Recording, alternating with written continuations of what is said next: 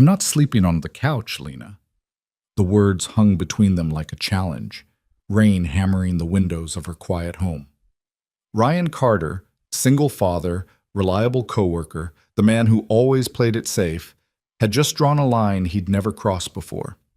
His team lead stood frozen, realizing this wasn't about furniture or comfort.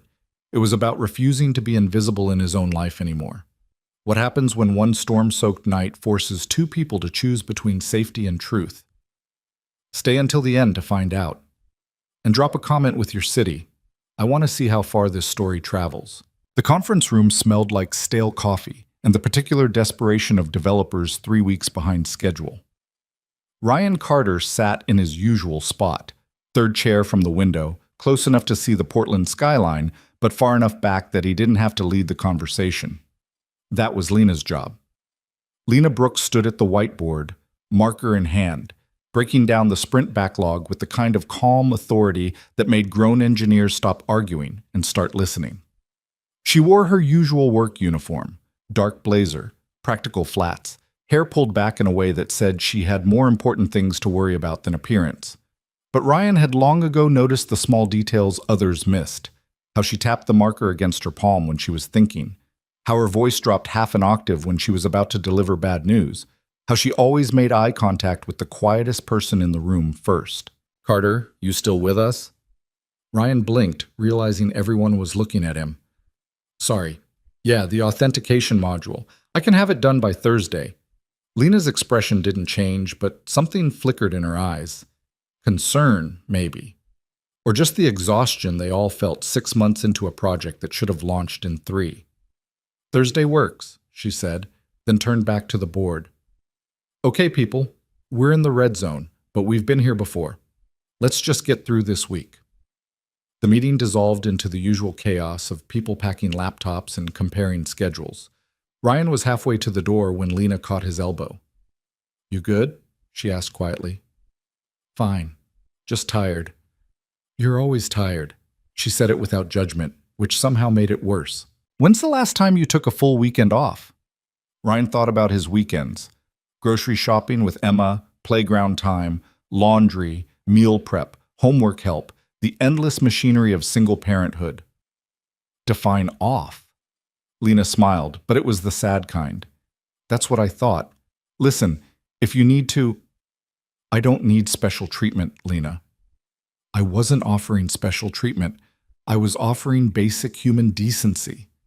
She adjusted her laptop bag, suddenly not quite meeting his eyes. "But fine. Forget I said anything." She was out the door before he could apologize. Ryan stood there for a moment, feeling the familiar weight of being misunderstood. He didn't mean to be defensive, he just couldn't afford to be seen as the guy who couldn't handle his life. Not at work, not anywhere. His phone buzzed, a text from his mother. "Picking up Emma at 4. Made extra lasagna, coming by to drop it off. Don't argue." Ryan typed back, "Thanks, Mom. You're a lifesaver." Another buzz, this time from Emma's teacher. "Quick check-in about the upcoming parent-teacher conference. Let me know your availability." He pocketed the phone and headed back to his desk, where 3 urgent Slack messages were already waiting. This was his life now, a constant triage of responsibilities, each one demanding immediate attention, none of them willing to wait. By 6 o'clock, the office had mostly emptied. Ryan was deep in a debugging session, 3 energy drinks in, when he noticed Lena still at her desk across the open floor plan. She was on the phone, her voice tight with frustration. "No, I understand that, but I need it tonight." "Yes, I know it's after hours." Okay, fine. Thank you." She hung up and dropped her head into her hands. Ryan hesitated. He could pretend he hadn't noticed. Go back to his code. Mind his own business. Instead, he walked over. "Car trouble?" Lena looked up, and for just a second, her professional mask slipped. She looked genuinely exhausted. "Transmission's shot. Tow truck can't get it until tomorrow. I just need to get home and figure it out in the morning." "Where do you live?" "Northwest, off Thurman." Ryan did the mental math. Completely opposite direction from his place in Selwood, and his mom was dropping off Emma in an hour. But the rain that had been threatening all day was starting to come down in earnest, and the thought of Lena standing at a bus stop in this weather made something in his chest tighten uncomfortably. "I'll give you a ride." "Ryan, you don't have to." "I know I don't have to, but I'm offering anyway." He was already shutting down his laptop, committing to the decision before she could argue. "Come on, before this gets worse." The drive started in comfortable silence, broken only by the rhythm of windshield wipers fighting a losing battle against the downpour. Ryan's old Subaru, reliable, practical, covered in Emma's soccer stickers, navigated the familiar streets with the ease of someone who'd lived in Portland his whole life. "Thanks for this," Lena said finally. "I would have figured something out, but it's nice not to have to sometimes." She glanced at him. "Yeah, exactly that." They stopped at a red light. Rain hammered the roof like a drummer who'd lost the rhythm. "Can I ask you something?" Lena's voice was careful, like she was testing the weight of the words before fully committing to them. "Do you ever feel like you're just going through the motions? Like you've built this whole life that works on paper, but somewhere along the way you forgot to actually live in it?" Ryan's hands tightened on the steering wheel. The question was too close to thoughts he only allowed himself at 3 a.m, when Emma was asleep and the house was quiet and the weight of everything pressed down like a physical thing. "Every day?" he said quietly. The light turned green. Neither of them spoke for the next 10 minutes. Lena's house was a small craftsman bungalow tucked into one of those tree-lined northwest Portland streets that always made Ryan think of old movies. Warm light glowed from the windows, making the rain-soaked exterior look like something from a painting. "This is me," Lena said, but she didn't immediately get out. "Listen, I know this is probably weird, but do you want to come in for a minute, dry off? I feel like I should at least offer you coffee after dragging you across town." Ryan checked his phone. His mom had texted, "Emma's practicing piano. Take your time. Weather's terrible." "Coffee would be good," he heard himself say. Inside, the house was exactly what Ryan had somehow expected. Warm wood floors, built-in bookshelves stuffed with everything from literary fiction to fantasy paperbacks, art on the walls that looked like it had been collected over years, not bought to match a color scheme. It felt lived in, loved, real. "Sorry about the mess," Lena said, though the place was tidier than Ryan's house had been in months. She disappeared into the kitchen, leaving him standing in the living room, dripping on her hardwood. "You can hang your jacket in the closet," she called out. "There should be a towel in there, too." Ryan opened the closet and found himself face to face with a life he didn't know she had. Hiking boots caked with mud, a kayak paddle, a worn leather jacket that looked like it had stories, winter coats in cheerful colors he'd never seen her wear to the office. "You kayak when?" he asked, carrying the towel into the kitchen. "Used to, before the promotion." Lena was measuring coffee grounds with the precision of someone who took the ritual seriously. "Before I decided climbing the corporate ladder was more important than remembering what rivers smell like in summer." There was something in her voice, not quite regret, but close. Ryan knew that tone. It was the same one he heard in his own head when he passed the guitar gathering dust in his closet. "I used to play music," he offered. "Nothing professional, just for me. Haven't picked up my guitar in 3 years. What happened?" "Life happened. Emma happened, which I wouldn't change for anything. But everything else just sort of fell away. You make room for what matters, right? And sometimes that means the things that used to make you become luxuries you can't afford anymore." Lena turned to face him, coffee temporarily forgotten. "Is that really how you see it? As a trade-off? Isn't it?" "I don't know. Maybe. But maybe that's just the story we tell ourselves to make it feel like a choice instead of a surrender." The coffee maker gurgled to life, filling the kitchen with warmth and the rich smell of dark roast. Rain continued its assault on the windows, turning the world outside into a watercolor blur. "You hungry?" Lena asked. "I was going to make pasta anyway. Nothing fancy, just aglio e olio. But there's plenty." Ryan should have said no, should have grabbed his coffee, made polite conversation, and headed back to his real life where his daughter was waiting and his responsibilities were stacked like a house of cards that would collapse if he breathed wrong. "I'd like that," he said instead. Cooking with someone, Ryan discovered, was an oddly intimate thing. Not the romantic comedy version with playful food fights and strategic flour on noses, but the real version, the quiet choreography of two people sharing space, passing ingredients, falling into an unspoken rhythm that felt natural despite being completely new. Lena moved through her kitchen with an efficiency that spoke of years of solo dinners, but she made room for him without hesitation. Ryan found himself chopping garlic while she boiled water, their conversation flowing as easily as the wine she'd poured without asking if he wanted any. "So, how did you end up in Portland?" he asked, watching her add salt to the pasta water with the confidence of someone who'd stopped measuring years ago. The usual story. Came for college, intended to leave, never did. The rain grows on you. Or maybe you just forget what sunshine feels like. She smiled over her shoulder. "You're local, though, right? I remember you mentioning growing up here." "Born and raised, Southeast. My parents still have the same house they bought in the 80s, back when normal humans could afford to live in this city."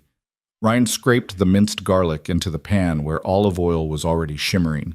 The sizzle and immediate fragrance filled the kitchen with something that felt like home. "Do they help with Emma?" "More than I deserve. Mom picks her up from school twice a week, and Dad's taught her more about soccer than I ever could. They've been—" Ryan paused, searching for the right words. "They've been the stability I couldn't give her on my own." Lena didn't push, which Ryan appreciated. Most people heard "single dad" and immediately started mining for the dramatic backstory, the divorce, the tragedy, the whatever that led to a man raising a daughter alone. But Lena just added the pasta to the boiling water and said, "They sound like good people." "The best. Though my mom has zero boundaries when it comes to grandparenting. She once rearranged my entire kitchen because she decided my system was inefficient." "Was it?" "Completely. But that's not the point." Lena laughed, a real laugh, not the professional chuckle she deployed in meetings. "My mom's the same way. Calls me every Sunday to make sure I'm eating vegetables and not working myself into an early grave.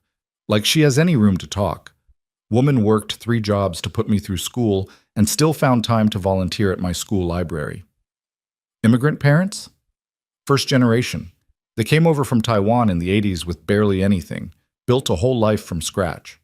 She stirred the pasta with an absent focus, her mind clearly somewhere else. "They wanted me to be a doctor.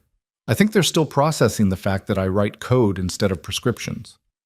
"Are they disappointed?" "Not disappointed, just confused. Like they did all this work to give me opportunities, and I chose something they don't quite understand." Lena drained the pasta, the steam rising between them. "But they came to my office once. Saw my title on the door, Senior Engineering Team Lead. My mom took a picture of it, so maybe it's sinking in." Ryan added the pasta to the garlic and oil, tossing it with the kind of attention that came from years of cooking for a picky 8-year-old. "Emma asked me last week what I do all day. I tried to explain software development, and she just looked at me and said, 'So you play with computers?' I didn't have the heart to tell her she wasn't wrong." "What did you say?"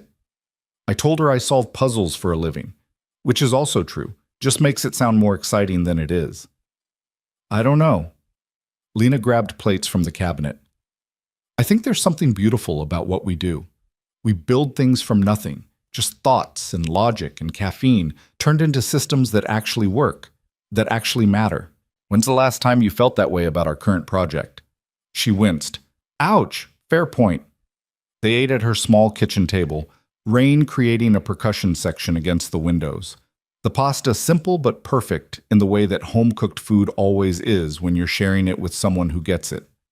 Conversation drifted naturally. Work gossip, Portland restaurant recommendations, books they'd loved, movies they'd been meaning to watch. Nothing deep, but nothing surface either. Just the comfortable exchange of two people discovering they genuinely enjoyed each other's company outside the artificial constraints of office dynamics. "Can I ask you something?" Ryan said, finishing his second glass of wine and feeling brave enough to voice the question that had been nagging at him. "Why are you always so careful at work? Like you're constantly monitoring yourself?" Lena's fork paused halfway to her mouth. "What do you mean?" "I mean you're brilliant, everyone knows it, but you never quite take up the space you've earned. You defer, you soften, you make yourself smaller."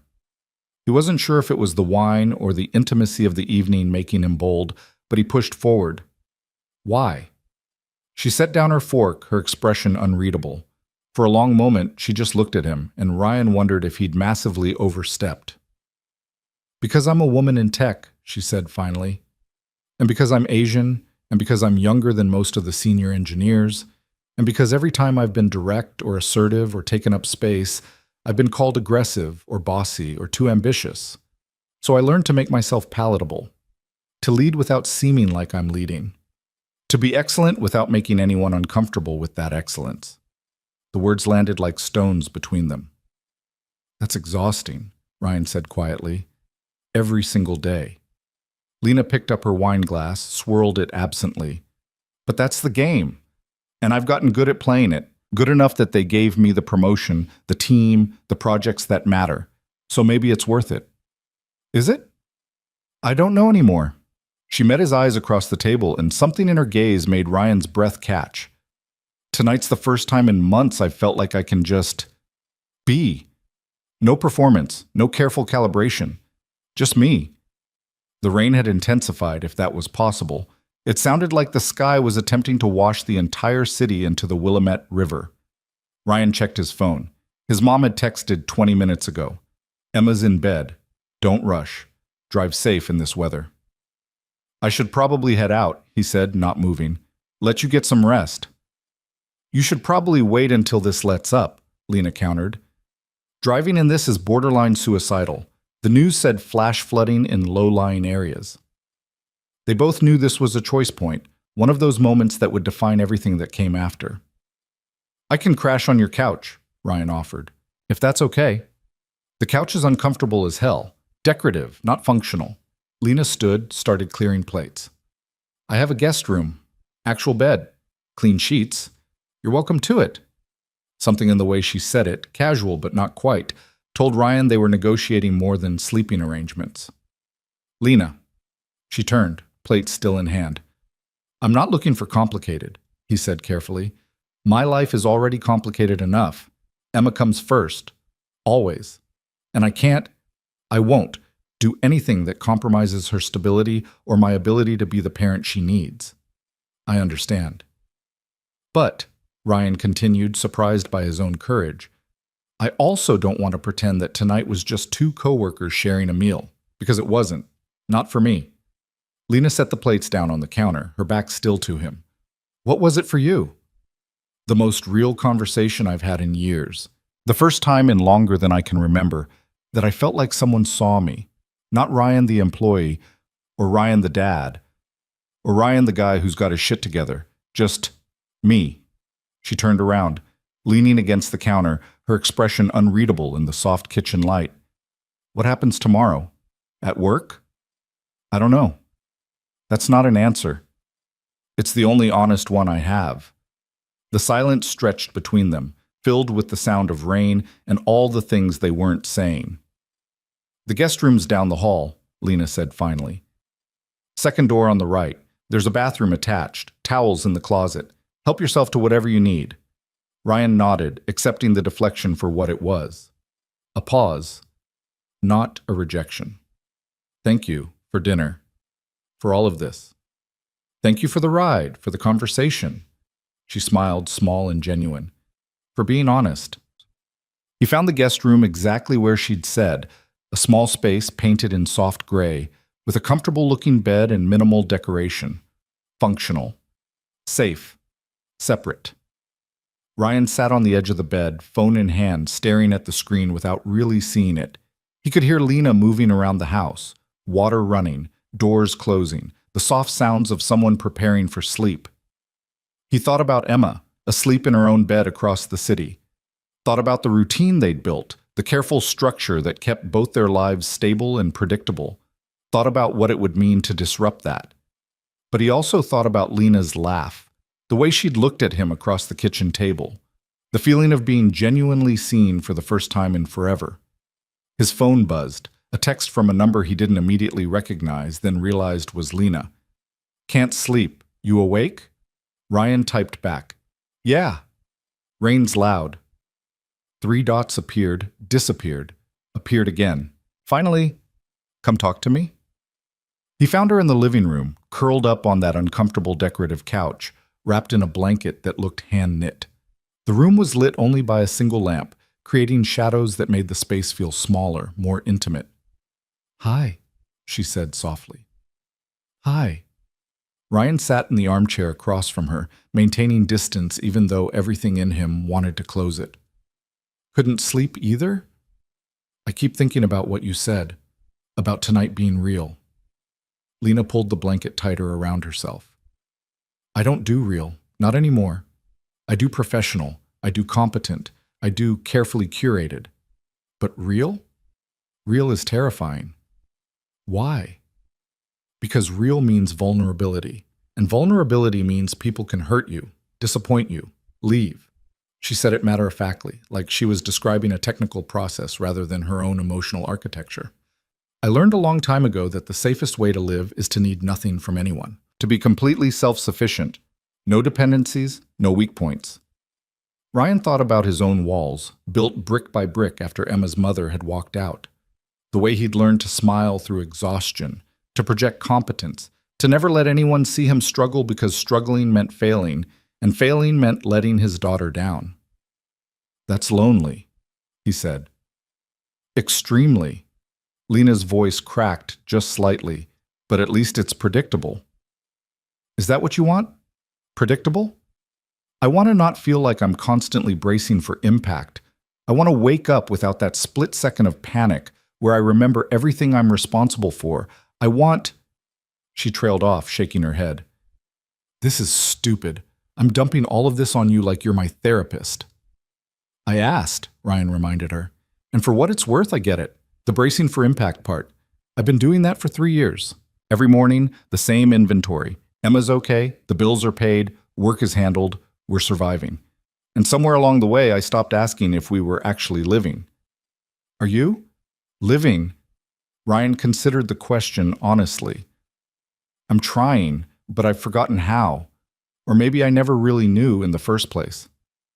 Lena stood up, the blanket falling away. She moved to the window, looking out at the rain-soaked street. "What if we're both broken in ways that don't fix?" "Then we're broken." Ryan stood too, crossing the room to stand beside her. Not touching, but close enough to feel her warmth. But maybe being broken isn't the worst thing. Maybe it just means we're honest about our cracks instead of pretending we're seamless. She turned to face him, and in the dim light, Ryan saw something in her expression that mirrored everything he was feeling, fear and hope tangled together. Two people standing at the edge of something that could either save them or complicate everything beyond repair. "I have a rule," Lena said quietly. "No relationships with people I work with. No exceptions. It's too messy, too risky, too easy for everything to fall apart." "That's a good rule. I've never wanted to break it before." Ryan's heart was doing something complicated in his chest. "What's stopping you?" "The same thing that's stopping you. The knowledge that we both have too much to lose. That one wrong move could cost us our jobs, our reputations, our carefully built lives." She stepped closer, close enough that he could see the gold flecks in her brown eyes. "But I'm so tired of being careful. Aren't you tired?" "Exhausted." "So what do we do?" Ryan thought about all the sensible answers. The professional ones. The ones that prioritize safety over truth, comfort over connection. He thought about going back to the guest room, sleeping in that neutral space, driving home in the morning and pretending tonight had been just a favor between colleagues. Then he thought about Emma, asleep and safe with his parents. About the question Lena had asked earlier, whether he was going through the motions or actually living. About the guitar in his closet and all the other parts of himself he'd packed away because they didn't fit into the narrow definition of who he was supposed to be. "I need you to understand something," he said carefully. "If we do this, whatever this is, I can't do it halfway. I can't be the guy who sleeps on the couch and pretends in the morning that it didn't mean anything. I've spent 3 years being invisible in my own life, and I'm done with that. So if I stay tonight, really stay, it's because I'm choosing you. Knowing all the complications, knowing all the risks. But I need you to be making the same choice, not because it's late and you're lonely and I'm here, but because you actually want this. Want me." The silence that followed felt like it lasted an hour. I'm scared, Lena whispered. Me too. What if we destroy everything? What if we don't? She reached for his hand, her fingers trembling slightly as they laced through his. Such a small gesture, but Ryan felt it everywhere. The electric charge of connection, of two people choosing vulnerability over safety. Stay, Lena said. Not on the couch, not in the guest room, with me. Ryan pulled her close, feeling the way she fit against him like she'd always belonged there. I'm not going anywhere. They stood like that for a long moment, two people who'd spent so long building walls finally allowing themselves to be reached. Outside, the storm continued its symphony against the windows, washing away the old world and leaving space for something new. When they finally moved toward her bedroom, it wasn't with the desperate urgency of people afraid the moment would slip away. It was with the slow certainty of people who'd made a choice and were willing to live with all its consequences. Lena's bedroom was as carefully curated as the rest of her house. Soft grays and whites, minimal decoration, everything in its place. But as she closed the door behind them, shutting out the rest of the world, Ryan saw the cracks in the careful facade. A stack of books on the nightstand that she clearly fell asleep reading, a half-finished puzzle on a table by the window, a photograph tucked into the mirror frame showing a younger Lena with an older couple, all three of them laughing. My parents, she said, following his gaze. 5 years ago, before Dad's first heart attack, before everything got complicated. He okay now? Stable, but it was a wake-up call. Reminded me that nothing's guaranteed, that we tell ourselves we have time, and then suddenly we don't. Ryan understood that truth in his bones. Is that what tonight is, making sure you don't run out of time? No. Lena turned to face him, her hands finding his. Tonight is about choosing to actually live in the time I have. There's a difference. They undressed without urgency, the intimacy of it almost overwhelming in its ordinariness. These weren't perfect bodies or carefully choreographed movements. This was real.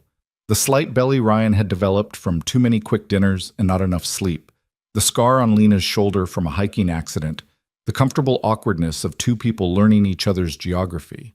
But when they finally came together, when skin met skin and breath matched breath, Ryan felt something he hadn't allowed himself to feel in years.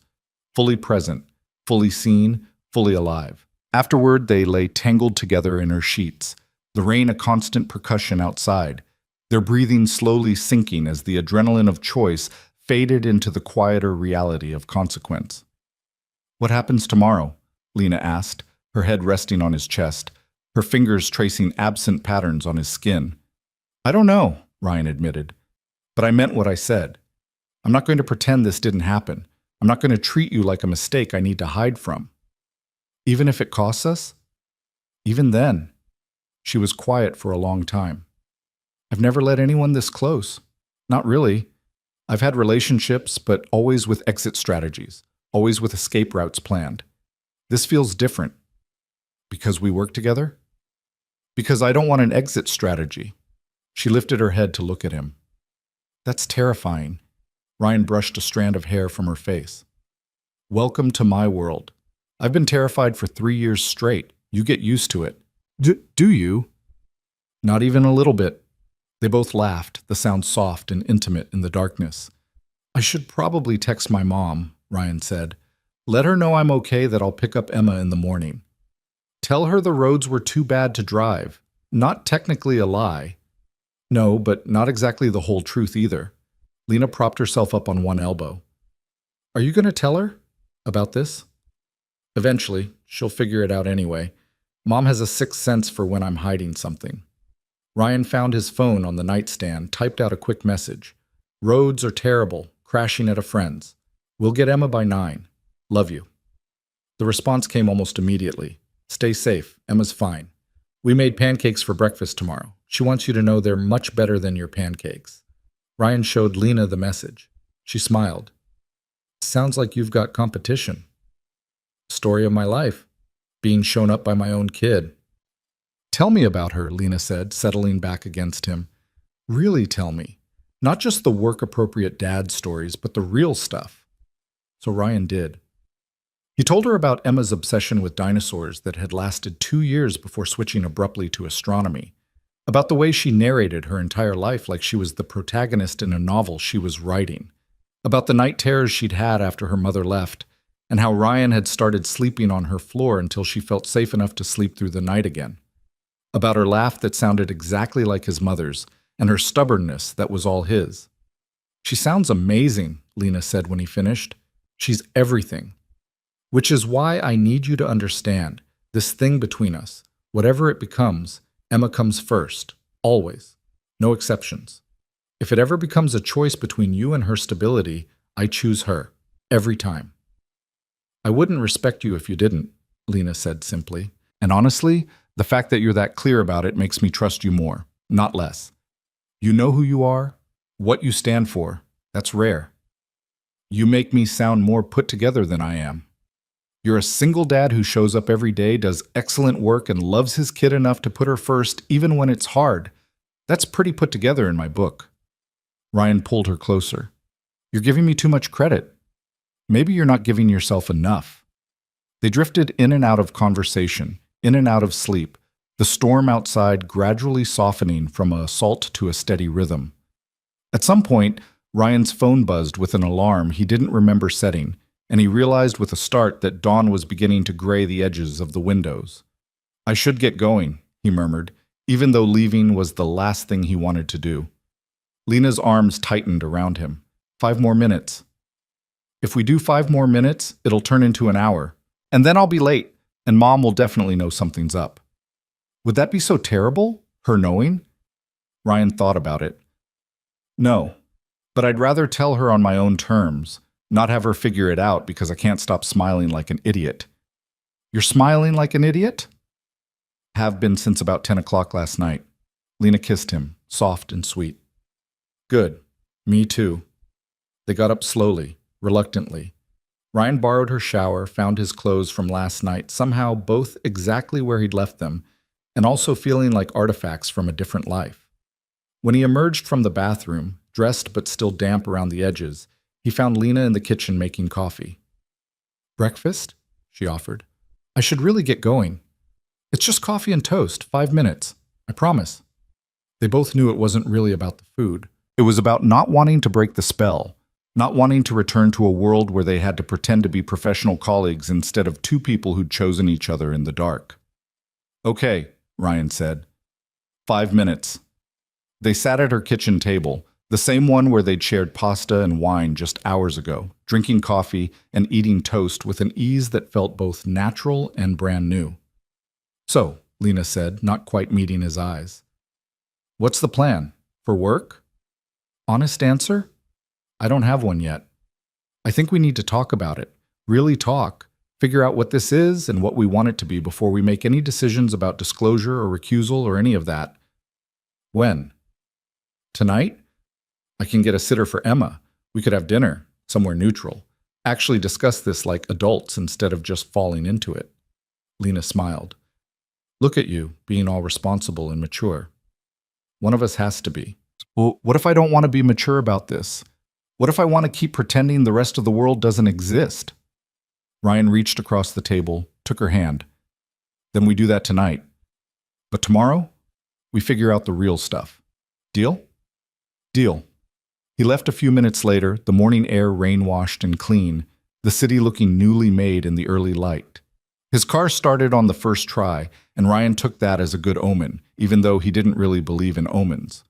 The drive back to his parents' house took him through familiar streets transformed by the storm, fallen branches, puddles the size of small lakes, the general disarray of a city that had been thoroughly rattled. But somehow, it all looked beautiful to Ryan. Bright, full of possibility. His mom was waiting with Emma when he pulled up, both of them on the porch. Emma bouncing with the kinetic energy of a child who'd been awake for at least an hour and had already exceeded her normal caffeine intake via his mother's apparently legendary pancakes. "Daddy!" Emma launched herself at him the moment he was out of the car, wrapping her arms around his waist with enough force to knock the wind out of him. "Grandma made pancakes with chocolate chips and blueberries. At the same time, in the same pancake. It was revolutionary." Ryan caught his mother's eye over Emma's head. She was smiling in that knowing way that meant she'd already figured out more than he'd wanted her to. "Sounds revolutionary," he agreed, hugging his daughter tight. Did you save me any? Absolutely not. Grandma said you'd understand. Your grandma's wisdom knows no bounds. They got Emma settled in the car with her backpack and the library books she'd apparently convinced his mother she needed immediately. Ryan walked back to the porch where his mom was still standing, arms crossed, expression equal parts amused and concerned. So, she said, roads were bad, huh? The worst. And you stayed with a friend? I did. This friend have a name? Ryan sighed. Mom. What? I'm just asking, making conversation, being a loving, interested parent. You're interrogating me. I contain multitudes. She stepped closer, her voice gentler. You look happy, happier than I've seen you in a long time. So whoever this friend is, I approve, even if you're not ready to tell me about them yet. Ryan kissed her forehead. Thanks, Mom, for everything, for Emma, for the space, for not pushing. Oh, I'm absolutely going to push, just not today. She smiled. Go, take your daughter home, feed her something other than revolutionary pancakes. And Ryan, whatever this is, whatever you're doing, be careful. But also don't be too careful. You deserve good things. He drove home with Emma narrating the entire journey, explaining in exhaustive detail the complex social dynamics of third-grade recess politics. Ryan listened with half his attention, the other half still in Lena's bedroom, in her kitchen, in the space between them where something new and fragile and terrifying was beginning to grow. His phone buzzed at a stoplight. A text from Lena. Made it home okay? Ryan typed back. Yeah. Emma's giving me the full download on breakfast innovations. You? Sitting in my quiet house wondering if last night actually happened or if I dreamed it. It happened. Good. Because I'm already looking forward to tonight. Me too. Emma looked up from her monologue about someone named Madison who had apparently betrayed someone named Taylor in a tragic kickball incident. Who are you texting? You're smiling weird. A friend from work. From... Must be a really good friend. Getting there, Ryan said, and it felt like the most honest thing he'd said all morning. The office on Monday morning felt different. Not visibly. Same fluorescent lights, same coffee-stained break room, same hum of servers and keyboards. But Ryan felt it in his chest like a frequency only he could hear. Or maybe not just him. Lena was already at her desk when he arrived. Her focus apparently locked on her monitor, but Ryan caught the slight uptick at the corner of her mouth when he passed. He didn't stop, didn't wave, just kept walking to his own space across the open floor plan, hyper-aware of every eye that might be tracking the interaction. His teammate Marcus rolled his chair over before Ryan had even logged in. Dude, you look different. Did you get a haircut? No. Lose weight? Marcus, it's been 2 days since you saw me. I'm telling you, something's different. You're like glowing. Are you sick? Is this a fever glow? Ryan turned his monitor on, hoping Marcus would take the hint. I'm fine, just had a good weekend. Must have been real good. You're smiling at your login screen. Go away, Marcus. I'm just saying, in the 3 years I've worked with you, I've never seen you smile at anything that wasn't a solved bug or your kids' drawings. This is notable. Before Ryan could respond, his Slack pinged. A direct message from Lena. Break room. 5 minutes. Need to discuss the sprint planning. Marcus leaned over, reading the message upside down with the shamelessness of someone who'd never heard of privacy. Sprint planning in the break room? That's new. She probably just wants coffee. Uh-huh. And you're going why? Because she's my team lead, and when she says we need to discuss something, I discuss it. Right, totally normal, not suspicious at all. Ryan waited exactly 5 minutes, watching the clock tick down like he was defusing a bomb. When he walked into the break room, Lena was already there, making coffee with the kind of intense concentration usually reserved for surgical procedures. Hey, he said quietly, checking to make sure they were alone. She turned, and the smile she gave him erased any remaining doubt that Friday night had been real. Hey yourself, did Marcus grill you? How did you know? Because I got the same treatment from Jess. Apparently I'm suspiciously cheerful for a Monday. Ryan poured himself coffee he didn't want, just to have something to do with his hands. So much for being subtle. We were never going to be subtle, not really. Lena kept her voice low, professional, but her eyes held everything they couldn't say out loud. I've been thinking about what you said, about having a plan. And? And I think we need to be smart about this. We work together. I'm your team lead. That creates complications. I know. But I also don't want to pretend Friday didn't happen, or that Saturday dinner wasn't. She stopped, glancing at the doorway. Voices in the hallway. She shifted immediately into work mode. Anyway, I need your input on the authentication module timeline. Can you have the updated estimates by Wednesday? Ryan caught on immediately. Absolutely. I'll send them over by end of day tomorrow. Two developers walked in, mid-conversation about a production bug. Lena nodded at Ryan with perfect professional distance and left with her coffee. He stood there for another minute, drinking coffee he didn't taste, wondering how long they could maintain this double life. The answer, it turned out, was about 3 days. By Thursday, the whispers had started. Nothing concrete, nothing Ryan could point to and say, "That's wrong," but the quality of the air had changed. People looked at him differently, at Lena differently, at the two of them when they were in the same room. Jess cornered him in the parking garage after work. Okay, what's going on? What do you mean? I mean, you and Lena have been doing this weird dance all week where you're both trying really hard to act normal, which is making it incredibly obvious that something's not normal. So what happened? Ryan unlocked his car, buying time. Jess was Lena's closest friend at work, had been since they'd both started 5 years ago. If anyone deserved honesty, it was her. But telling Jess meant telling everyone, and he wasn't ready for that. We had dinner, he said carefully. As friends, that's all. Bullshit. Excuse me? Jess crossed her arms, her expression somewhere between amused and concerned. Ryan, I've known Lena for 5 years. I've seen her go on dates, have relationships, break up with people. I've never seen her look at someone the way she looks at you when she thinks no one's watching. And you're just as bad. Ryan's heart did something complicated. How does she look at me? Like you're the answer to a question she's been asking her whole life. Jess softened slightly. Look, I'm not trying to make this weird. I actually think it's kind of great. Lena deserves someone who sees her as more than just the competent team lead, but you need to know what you're walking into. Office relationships are complicated, and when there's a reporting structure involved, it gets even messier. It's not like that. Isn't it? Ryan leaned against his car, suddenly exhausted. I don't know what it is yet. We're trying to figure that out. Well, figure it out fast because people are already talking, and once that starts, it takes on a life of its own. She left him there in the dim parking garage, her warning echoing in the concrete acoustics.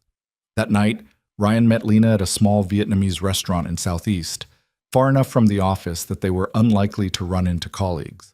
She was already there when he arrived, tucked into a corner booth, looking more relaxed than he'd seen her all week. "No Emma tonight?" she asked as he slid in across from her. "My mom's got her. Claimed they needed girl time to work on a school project. I suspect this is code for, I'm pumping your daughter for information about your mysterious new friend." Lena smiled. "Is she any good at interrogation?" "The best. Former elementary school teacher. She can break trained CIA operatives with just a look and some carefully worded questions about feelings." "Then we're doomed. Completely." They ordered spring rolls and pho, falling into an easier rhythm than they'd managed all week at work. But even here, away from the office, Ryan could feel the weight of what they needed to discuss. "Jess talked to me today," Lena said, reading his mind. "She knows, or suspects, strongly. She cornered me in the parking garage, said people are talking." "They are. I've heard bits and pieces. Nothing specific, but enough to know that our subtle professional distance isn't working." Ryan stirred his tea absently. "So what do we do?" "Honest answer? I don't know. I've never been in this situation before." Lena looked down at her hands, her voice dropping. "I've spent my entire career being careful, building credibility. Proving I earned my position through merit, not favoritism or anything else. If this comes out wrong, if people think I'm showing you special treatment or that there's a conflict of interest, it undermines everything I've built. I would never ask you to compromise that." "I know. But that's not how people will see it. They'll see a female team lead in a relationship with one of her direct reports, and they'll make assumptions. Fair or not, that's the reality. The food arrived, giving them both a moment to regroup. Ryan watched Lena add chili sauce to her pho with the precision of someone who'd done this 1,000 times and felt a surge of affection so strong it almost hurt. "What if I requested a transfer?" he said suddenly. "To a different team. Then we wouldn't have the reporting structure issue." Lena looked up sharply. "You'd do that? If it meant we could do this without you sacrificing what you've built?" "Yeah." "Ryan, you're 3 weeks away from launching the biggest project of your career. The authentication module is your baby. You can't just walk away from that." "I can if the alternative is watching you get hurt because of me." She reached across the table, took his hand. They were in public, visible, making a choice about what they were willing to risk. "I don't want you to sacrifice your work for me. That's not fair either." "So we're at an impasse." "Looks like it." They ate in silence for a while, the restaurant filling up around them with the comfortable chaos of families and couples and groups of friends. Normal people living normal lives, unburdened by the complexity of workplace dynamics and career implications. "Tell me something," Lena said eventually. "If we weren't coworkers, if we'd met anywhere else, would you still want this?" "Without question." "Me too." She squeezed his hand. "So maybe that's where we start. We want this. The rest is logistics." "Logistics that could cost us both our jobs." "Maybe. Or maybe we're catastrophizing. Maybe if we're honest and professional and handle this the right way, it doesn't have to be a disaster." Ryan wanted to believe her. Wanted to believe that doing things the right way would protect them both. But he'd lived long enough to know that good intentions didn't always translate to good outcomes. His phone buzzed. A text from his mom. "Emma wants to know if you're on a date. I told her you were having a business dinner. She said Dad doesn't smile at his phone during business. Your child is too perceptive. We need to talk about your face." Ryan showed Lena the message. She laughed, the sound bright and genuine. "I like your mom already." "She'd like you too, probably adopt you immediately and start sending you care packages." "Is that a warning or a promise?" "Both." They finished dinner and walked out into a night that had turned unseasonably warm, the kind of February evening that made Portlanders forget winter existed. Ryan walked Lena to her car, neither of them quite ready to say goodbye. "Come back to my place," Lena said, "just for a while. I'm not ready for tonight to end." Ryan thought about Emma, safe with his mom, about work tomorrow and all the complications waiting there, about playing it safe versus actually living. "Okay," he said, "but I need to be home by midnight. Mom's radar is already pinging." They drove separately, a caravan of two through the quiet streets. At Lena's house, they sat on her couch, that uncomfortable decorative one, and talked about everything except work. She told him about growing up as the daughter of immigrants, about the pressure to succeed and the fear of disappointing people who'd sacrificed everything. He told her about Emma's mother, about the slow dissolution of a marriage that had never been quite right, about the guilt and relief that came in equal measure when she'd finally left. "Do you still love her?" Lena asked quietly. Ryan considered the question honestly. "I love who I thought she was, who I wanted her to be. But no, I don't think I ever really knew her well enough to love the real person. We were kids playing house, and when it stopped being fun, she left. I can't even blame her anymore." "Does Emma ask about her?" "Sometimes, less now. Mom handles most of those conversations better than I do. She tells Emma that sometimes people love each other but aren't meant to be together, and that doesn't make the love less real. It just makes it different." Ryan leaned back, staring at Lena's ceiling. "I'm terrified I'm going to mess her up, that she'll grow up with all these issues because I couldn't keep her family together." "You know that's not how it works, right? Kids aren't that fragile. And from what you've told me, Emma sounds happy and loved and secure. That's not the profile of a kid being messed up." "You sound like my therapist." "You have a therapist?" "Had. For about a year after the divorce, Mom insisted, said I needed to process my feelings instead of just powering through everything." Ryan smiled slightly. "She was right, of course. She usually is." Lena shifted closer, resting her head on his shoulder. "I think I'd really like to meet Emma, eventually. When you're ready." The casual way she said it, like meeting his daughter was a foregone conclusion, like she was already imagining a future where she was part of their lives, made Ryan's chest tighten. "She'd like you too," he said. "Fair warning, though, she'll probably ask you a million questions and narrate your entire existence. It's her superpower. I can handle it. I'm good with kids." "Yeah?" "Surprisingly, yes. I volunteer with a coding program for middle schoolers. Turns out 12-year-olds are just tiny adults with less impulse control and better honesty. I find them refreshing." Ryan turned to look at her. "You volunteer? Teaching kids to code?" "Every other Saturday. Has been for 3 years. Why do you sound so surprised?" I don't know. I guess I didn't expect it." "Because I'm all buttoned up and professional at work?" "Because you act like you don't need anyone or anything, but volunteering with kids, that requires caring, being vulnerable." Lena was quiet for a moment. "I told you I don't do real. That's not entirely true. I do real with kids because they can't hurt me the same way adults can.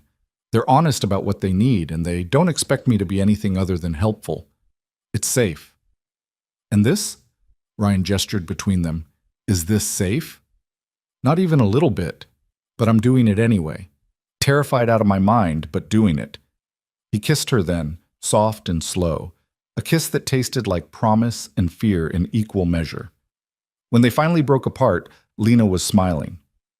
"You should probably go," she said, "before you turn into a pumpkin and your mom sends out a search party."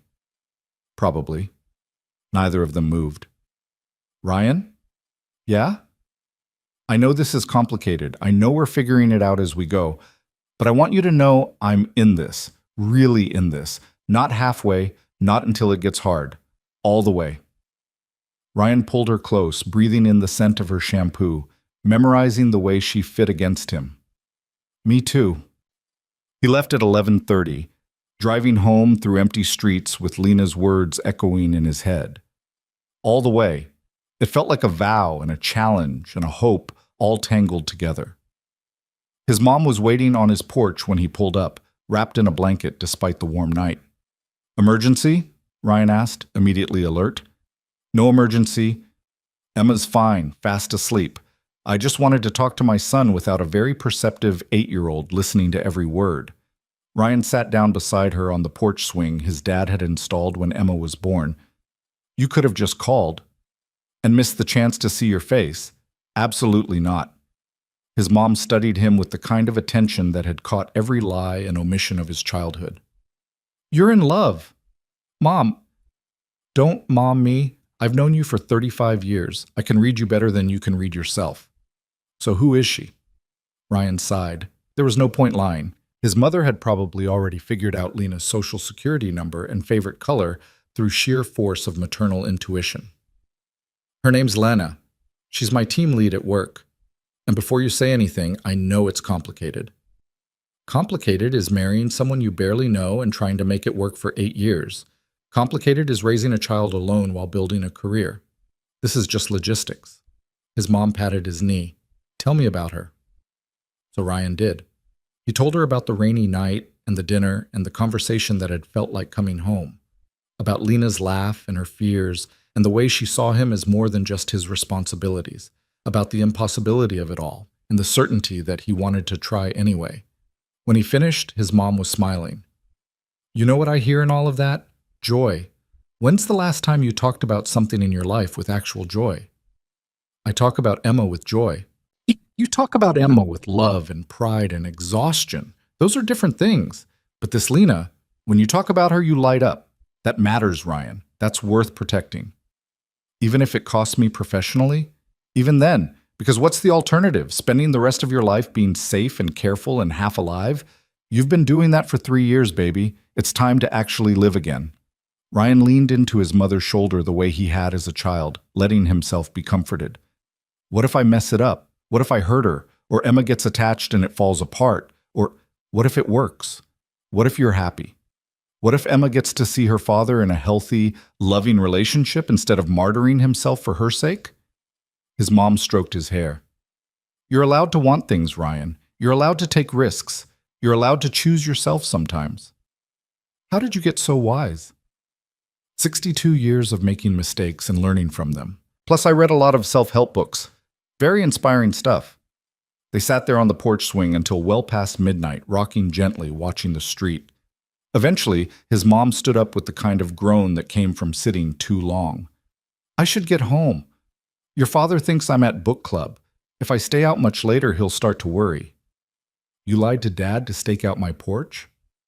I prefer to think of it as creative truth-telling. Besides, book club was boring. This was much better. She kissed his forehead. Bring her to dinner, Sunday. I want to meet the woman who made my son remember how to smile. Mom, it's too early for Sunday, 6 o'clock. I'm making lasagna. No arguments. She was gone before Ryan could protest further, leaving him alone on his porch with a directive that felt both terrifying and inevitable. Inside, he checked on Emma, sprawled across her bed in the chaotic way of children, her stuffed dinosaur clutched to her chest, and felt the familiar surge of love and terror that came with parenthood. What if bringing Lena into their lives disrupted Emma's stability? What if his daughter got attached and things didn't work out? What if he was being selfish, choosing his own happiness over her security? But then he thought about what his mom had said, about Emma seeing him in a healthy relationship instead of just surviving, about teaching her through example that love was worth the risk. He texted Lena, "My mom has invited you to Sunday dinner. Fair warning, she doesn't take no for an answer, and she's already mentally adopted you." The reply came immediately. "Is this your way of asking me to meet your family? This is my way of warning you that my mother is a force of nature and I'm powerless to stop her. But yes, if you want to." 3 dots appeared, disappeared, appeared again. Finally, "I'm terrified, but I want to." Is that crazy? Completely. But I think we're both a little crazy at this point. What time? 6. Bring your appetite. Mom cooks like she's feeding an army. Should I bring wine? Mom would love that. Also proves you're real and not a figment of my imagination, which I think she's starting to suspect. See you at work tomorrow. Try to look less happy. You're blowing our cover. Ryan fell asleep with his phone still in his hand, a smile on his face, and the first real hope he'd felt in years warming his chest. Friday morning brought a development neither of them had anticipated. Ryan was mid-code review when Marcus rolled over, his expression uncharacteristically serious. "Dude, there's a rumor going around." Ryan's stomach dropped. "What kind of rumor?" "The kind that says you and Lena are sleeping together and that's why you got assigned to the authentication module instead of Kevin, who's been here longer and technically has more experience with security protocols." That's completely... I know it's bullshit. Kevin got passed over because he's sloppy and you're not. But people are talking, and it's getting ugly. Thought you should know. Ryan found Lena in the conference room, preparing for a meeting that was supposed to start in 15 minutes. He closed the door behind him. "We have a problem." She looked up from her laptop, reading his expression immediately. "How bad?" "People think you gave me the authentication module because we're involved. They're questioning your professional judgment." The color drained from Lena's face. "But I assigned you that project 2 months ago, before anything happened between us."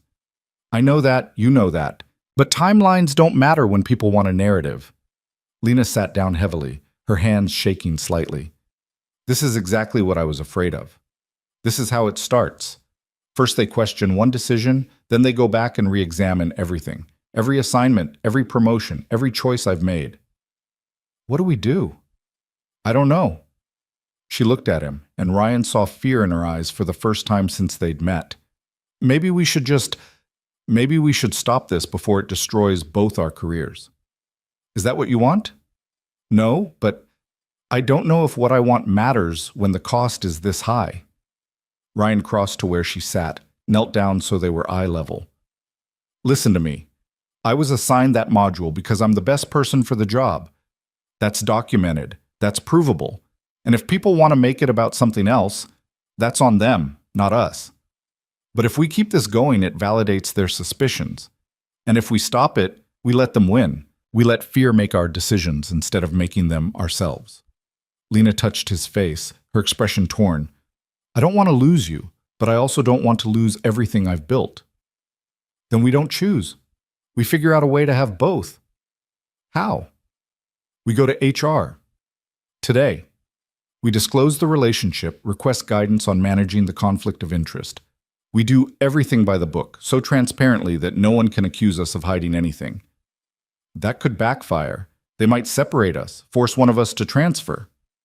Maybe, but at least we'd be taking control of the narrative instead of letting it control us. Lena was quiet for a long moment, her eyes searching his face. Finally, she nodded. Okay, let's do it. But Ryan, if they ask one of us to move teams, it should be me. You've put too much into this project to walk away now. Absolutely not. If anyone moves, it's me. We're not having this argument. You're right, because neither of us is moving. We're going to walk in there, be honest, and trust that doing the right thing will work out. You have a lot of faith in corporate bureaucracy. I have faith in us. The rest is just paperwork. They walked to HR together, a united front, and requested a meeting with Sarah Chen, the director who handled employee relations. She fit them in immediately, which Ryan took as either a very good sign or a very bad one. Sarah's office was carefully neutral: corporate art, ergonomic furniture, the smell of vanilla air freshener trying to mask the scent of stress and difficult conversations. She gestured for them to sit, her expression professionally pleasant but curious. "What can I do for you?" Lena took the lead, her voice steady despite the tremor Ryan could feel in her hand when he'd squeezed it before they walked in. "We need to disclose a personal relationship and request guidance on how to manage any potential conflicts of interest." Sarah's eyebrows rose slightly, but her expression remained neutral. "I see. How long has this relationship been developing?" "The personal aspect is very recent," Ryan said. "Less than 2 weeks. But we want to be completely transparent about it and make sure we're handling it appropriately." "And the nature of your working relationship?" "Lena is my team lead," Ryan continued. "She assigns work and conducts my performance reviews. We're aware that creates complications." Sarah pulled out a form, began taking notes with the efficiency of someone who'd handled this conversation before. "I appreciate you coming forward. That shows integrity. Let me ask you both some questions. First, has there been any favoritism in work assignments or performance evaluations?" "No," Lena said firmly. "Ryan was assigned to the authentication module 2 months before our personal relationship began, based solely on his technical qualifications. All of his performance reviews have been conducted with documentation and are consistent with his actual work product." "Can you provide that documentation?" "Absolutely. I can have it to you within the hour." Sarah made another note. "Has this relationship affected your professional judgment in any way, even inadvertently?" They both shook their heads. Ryan spoke up. "If anything, we've been overly careful this week to maintain professional distance, to the point where it's probably been noticeable." "People have noticed," Sarah said dryly. "I've had 3 separate employees mention concerns about favoritism. That's actually why I'm glad you came in. Better to address this head-on than let rumors fester." "What are our options?" Lena asked, her voice tight. Sarah leaned back in her chair, considering. "Typically in these situations, we'd look at restructuring the reporting relationship. Either one of you moves to a different team, or we bring in an intermediary manager so there's no direct reporting line. Given that you're both key players in a project that launches in 3 weeks, I'm hesitant to disrupt that unnecessarily. So what do you recommend?" Ryan felt hope starting to build. "Short term? We bring in Tom Harrison to handle Ryan's day-to-day supervision and performance reviews for the remainder of this project. Lena, you continue as team lead for the project overall, but Ryan reports directly to Tom for anything personnel related. That creates the necessary separation without derailing the launch." "And long term?" Lena asked. "Long term, we'll need to reevaluate.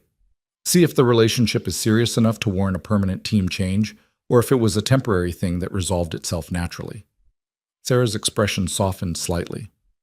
"Look, I know this is uncomfortable, but you did the right thing by coming forward. That counts for a lot." They left HR an hour later with a plan, a temporary reporting structure, and the uncomfortable awareness that their relationship was now officially corporate business, but at least it was out in the open. "Well," Lena said as they stood in the hallway, "that was terrifying. But we survived." "Barely." She glanced around, checking for witnesses, then squeezed his hand quickly. "Thank you for not letting me run away. Thank you for being brave enough to stay." They walked back to their desks separately, maintaining the professional distance that was now their official policy. But when Ryan glanced across the floor plan, Lena was looking back, and the smile she gave him made every uncomfortable moment worth it. The rest of the day passed in a blur of meetings and carefully neutral interactions. By the time Ryan left at 6, he was exhausted from the constant vigilance of workplace appropriateness. His phone buzzed as he reached his car. Lena? Still on for Sunday? Or did meeting my HR-approved boyfriend change things? Ryan smiled despite his exhaustion.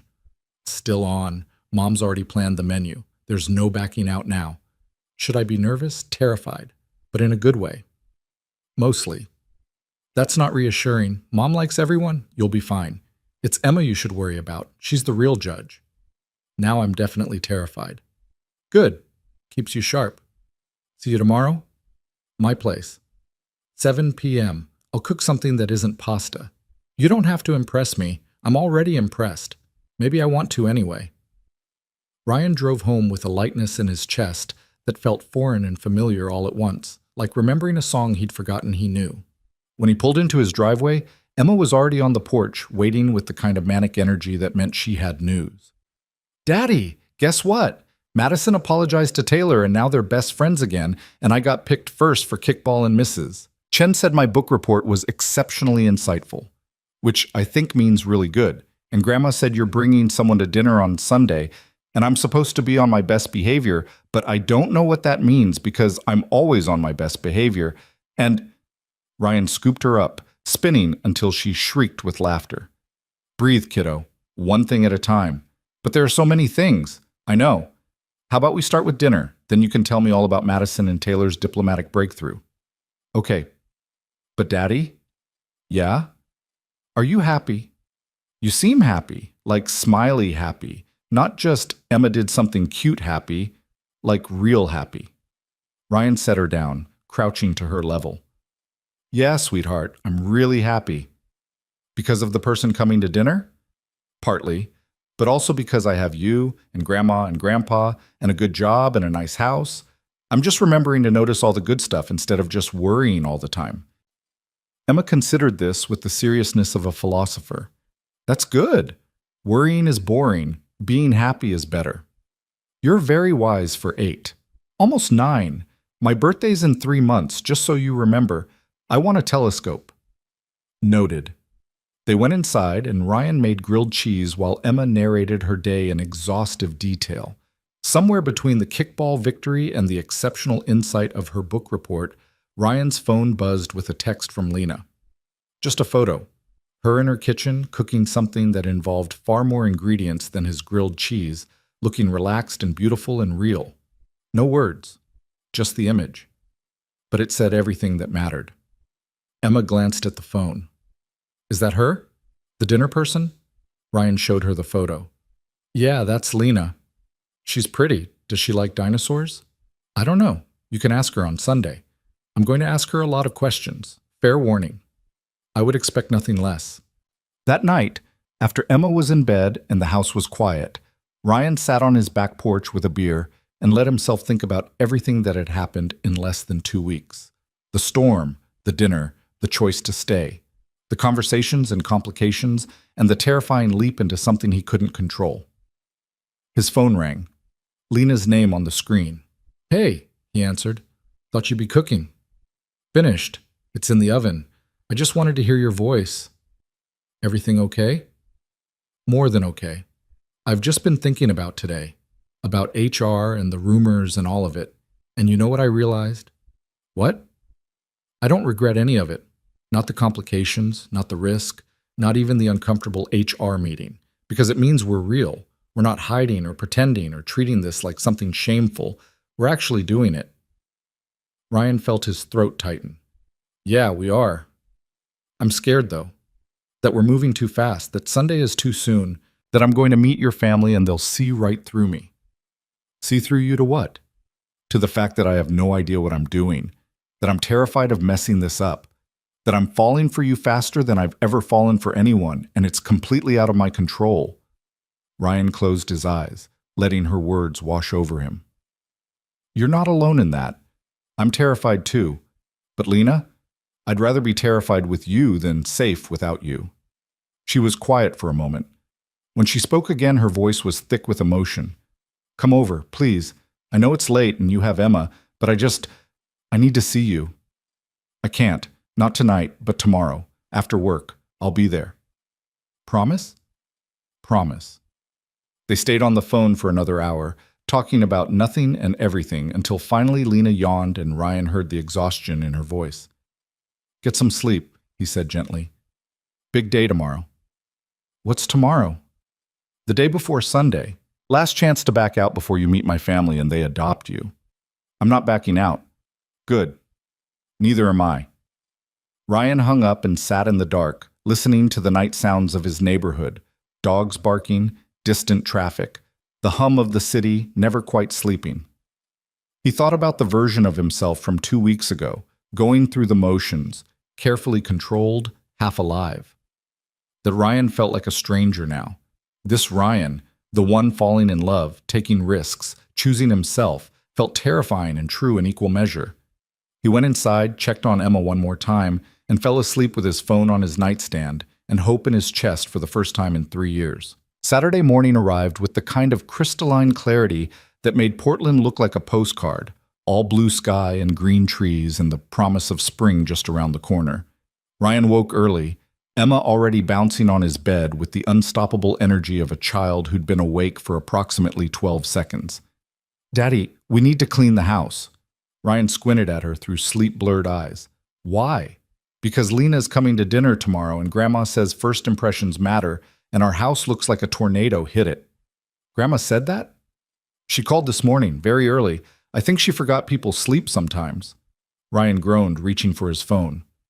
Sure enough, there were 3 texts from his mother, all sent before 7 a.m., with detailed instructions about what needed to be cleaned, what groceries to buy, and a reminder to make sure Emma has something nice to wear that doesn't have dinosaur stains. "Your grandmother's a menace," Ryan muttered. "She said you'd say that. She also said it means she loves us." They spent the morning in a cleaning frenzy that was mostly Emma narrating the process while Ryan did the actual work. By noon, the house looked more presentable than it had in months, and Ryan was exhausted.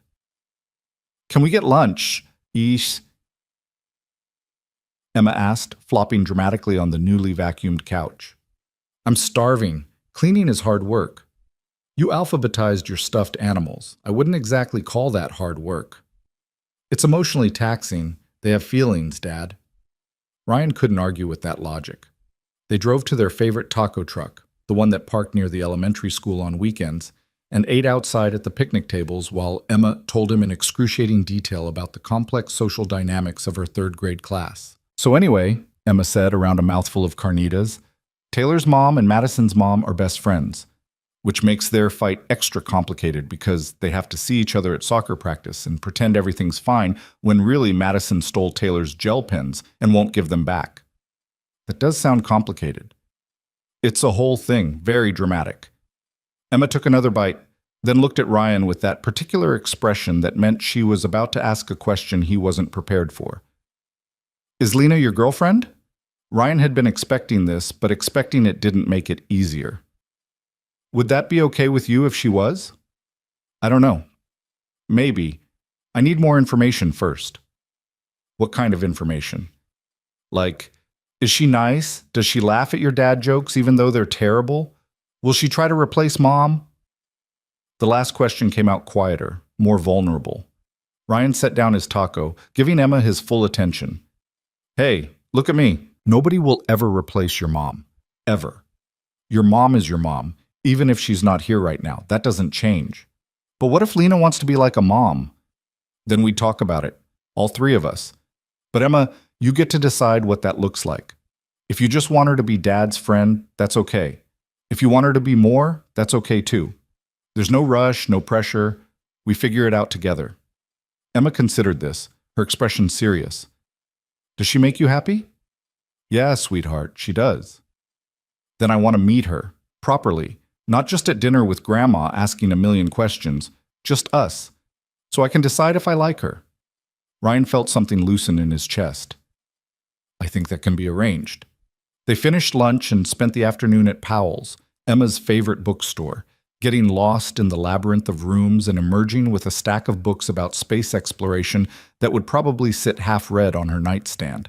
It was exactly the kind of normal Saturday that Ryan had built his life around, except this time it felt different, like he was participating instead of just going through the motions. That evening, after Emma was in bed, Ryan drove to Lena's house. She answered the door in jeans and a sweater, her hair down, looking more relaxed than he'd ever seen her at work. The house smelled like something amazing, garlic and herbs, and the kind of cooking that took time and attention. "Hi," she said, and the smile she gave him erased any remaining nerves. "Hi yourself. What are you making? It smells incredible." "Coq au vin," which is probably pretentious, but I stress cook and I've been stressed all day about tomorrow, so she gestured toward the kitchen. "Come on, you can keep me company while I obsess over whether the sauce needs more wine." Ryan followed her into the kitchen, watching as she moved through the familiar space with the confidence of someone who found peace in the ritual of cooking. He leaned against the counter, content to just observe, but Lena handed him a glass of wine and put him to work chopping vegetables for a salad. "Emma asked me today if you were my girlfriend," Ryan said, peeling a cucumber with more focus than the task required. Lena's hand paused over the pot. "What did you tell her?" "I asked if that would be okay with her. She said she needed more information first. Then she asked if you'd try to replace her mom." "Oh." Lena set down her spoon, turning to face him. "What did you say to that?" "That nobody would ever replace her mom. That if you became part of our lives, she'd get to help decide what that looked like."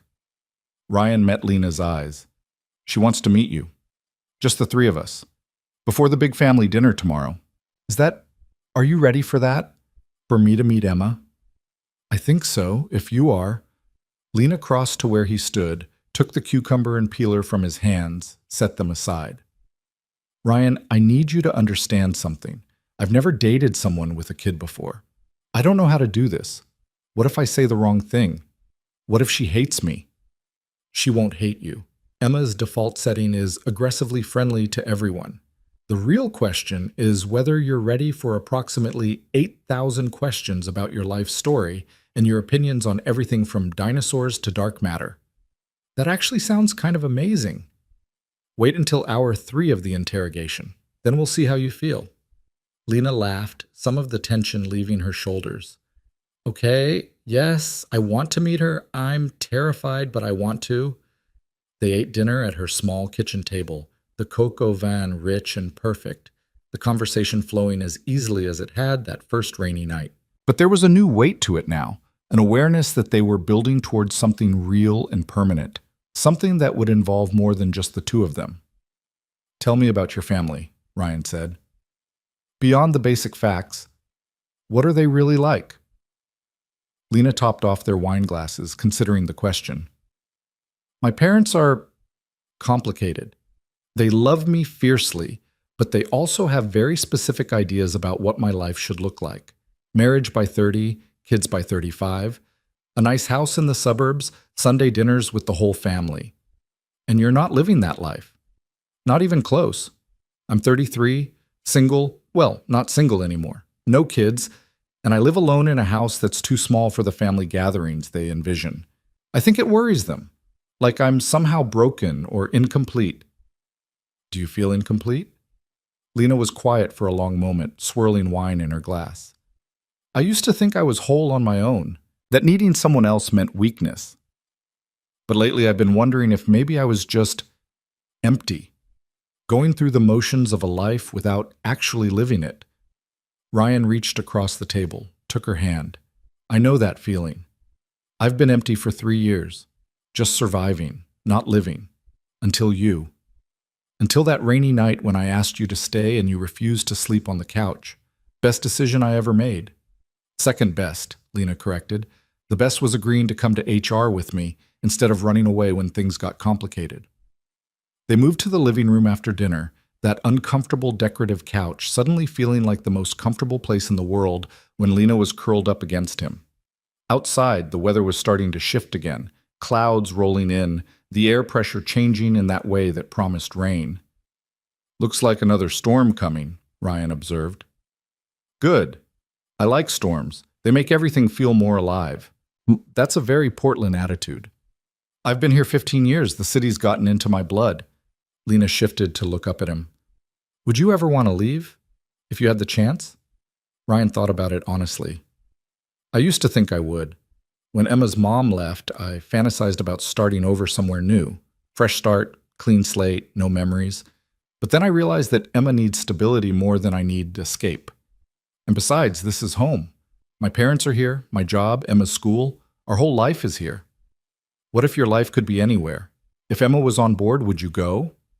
Where would we go? I don't know. Somewhere warm, maybe? Somewhere without 8 months of rain. You just said you liked the rain. I do, but I also sometimes wonder what it would be like to wake up and see the sun more than 3 months a year. Ryan pulled her closer. Is this your way of saying you want to move? No. Maybe. I don't know. Lena sighed. I got an email yesterday from a recruiter, big tech company in Austin. They're looking for an engineering director. It's a significant step up from where I am now. Better title, better pay, actual decision-making authority. Ryan's stomach tightened. Are you interested? I don't know. A month ago, I would have been. It's exactly the kind of opportunity I've been working toward my whole career, but now things are different. Yeah, now there's you, and the thought of leaving feels impossible. But the thought of staying and watching this opportunity pass by also feels impossible. So I'm stuck. Ryan understood the feeling too well. When do you have to decide? They want an answer in 2 weeks. Initial interview is Monday. You should do it. The interview. Just to see. Lena sat up, searching his face. You're serious? Completely. This is your career, Lena. Your life. I don't want to be the reason you pass up something that could be amazing. But what about us? We just started figuring this out. And we'll keep figuring it out. Whether that's here or in Austin or on the moon. I'm not going to ask you to choose between your career and a relationship that's barely 2 weeks old. That's not fair to either of us. What if I want to choose you anyway? Ryan cupped her face in his hands, the gesture tender. Then you choose me after you've explored all your options, not instead of exploring them. I'll still be here either way. You're being very mature about this. Don't get used to it. I'm mostly held together with coffee and denial.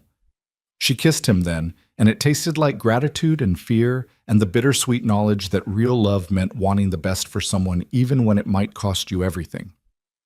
The rain started in earnest around midnight, a familiar percussion against the windows. Lena had fallen asleep against Ryan's chest, her breathing deep and even, and he didn't have the heart to wake her. He texted his mom. Staying at Lena's tonight. Home in the morning? Emma good? The reply came immediately. She's asleep. Take your time. Use protection. I'm not ready to be a grandmother again. Mom. What? I'm being practical. Also, I like her already. Anyone who makes you text me about staying over instead of just disappearing must be special. Ryan smiled in the darkness. His mom had a point. With anyone else, he would have just made excuses, kept everything separate and compartmentalized. But with Lena, he wanted transparency, wanted his family to know her, wanted her to know them, wanted to build something that could withstand scrutiny instead of something that required hiding. He must have dozed off because the next thing he knew, morning light was filtering through the curtains and Lena was awake, watching him with an expression he couldn't quite read. Hi, she said softly. Hi. How long have you been awake? A while. I was just thinking. About Austin? About you. About how different my life was 3 weeks ago. How certain I was about everything. And how now I'm certain about nothing except that I want this. Whatever this is, wherever it goes. Ryan brushed a strand of hair from her face.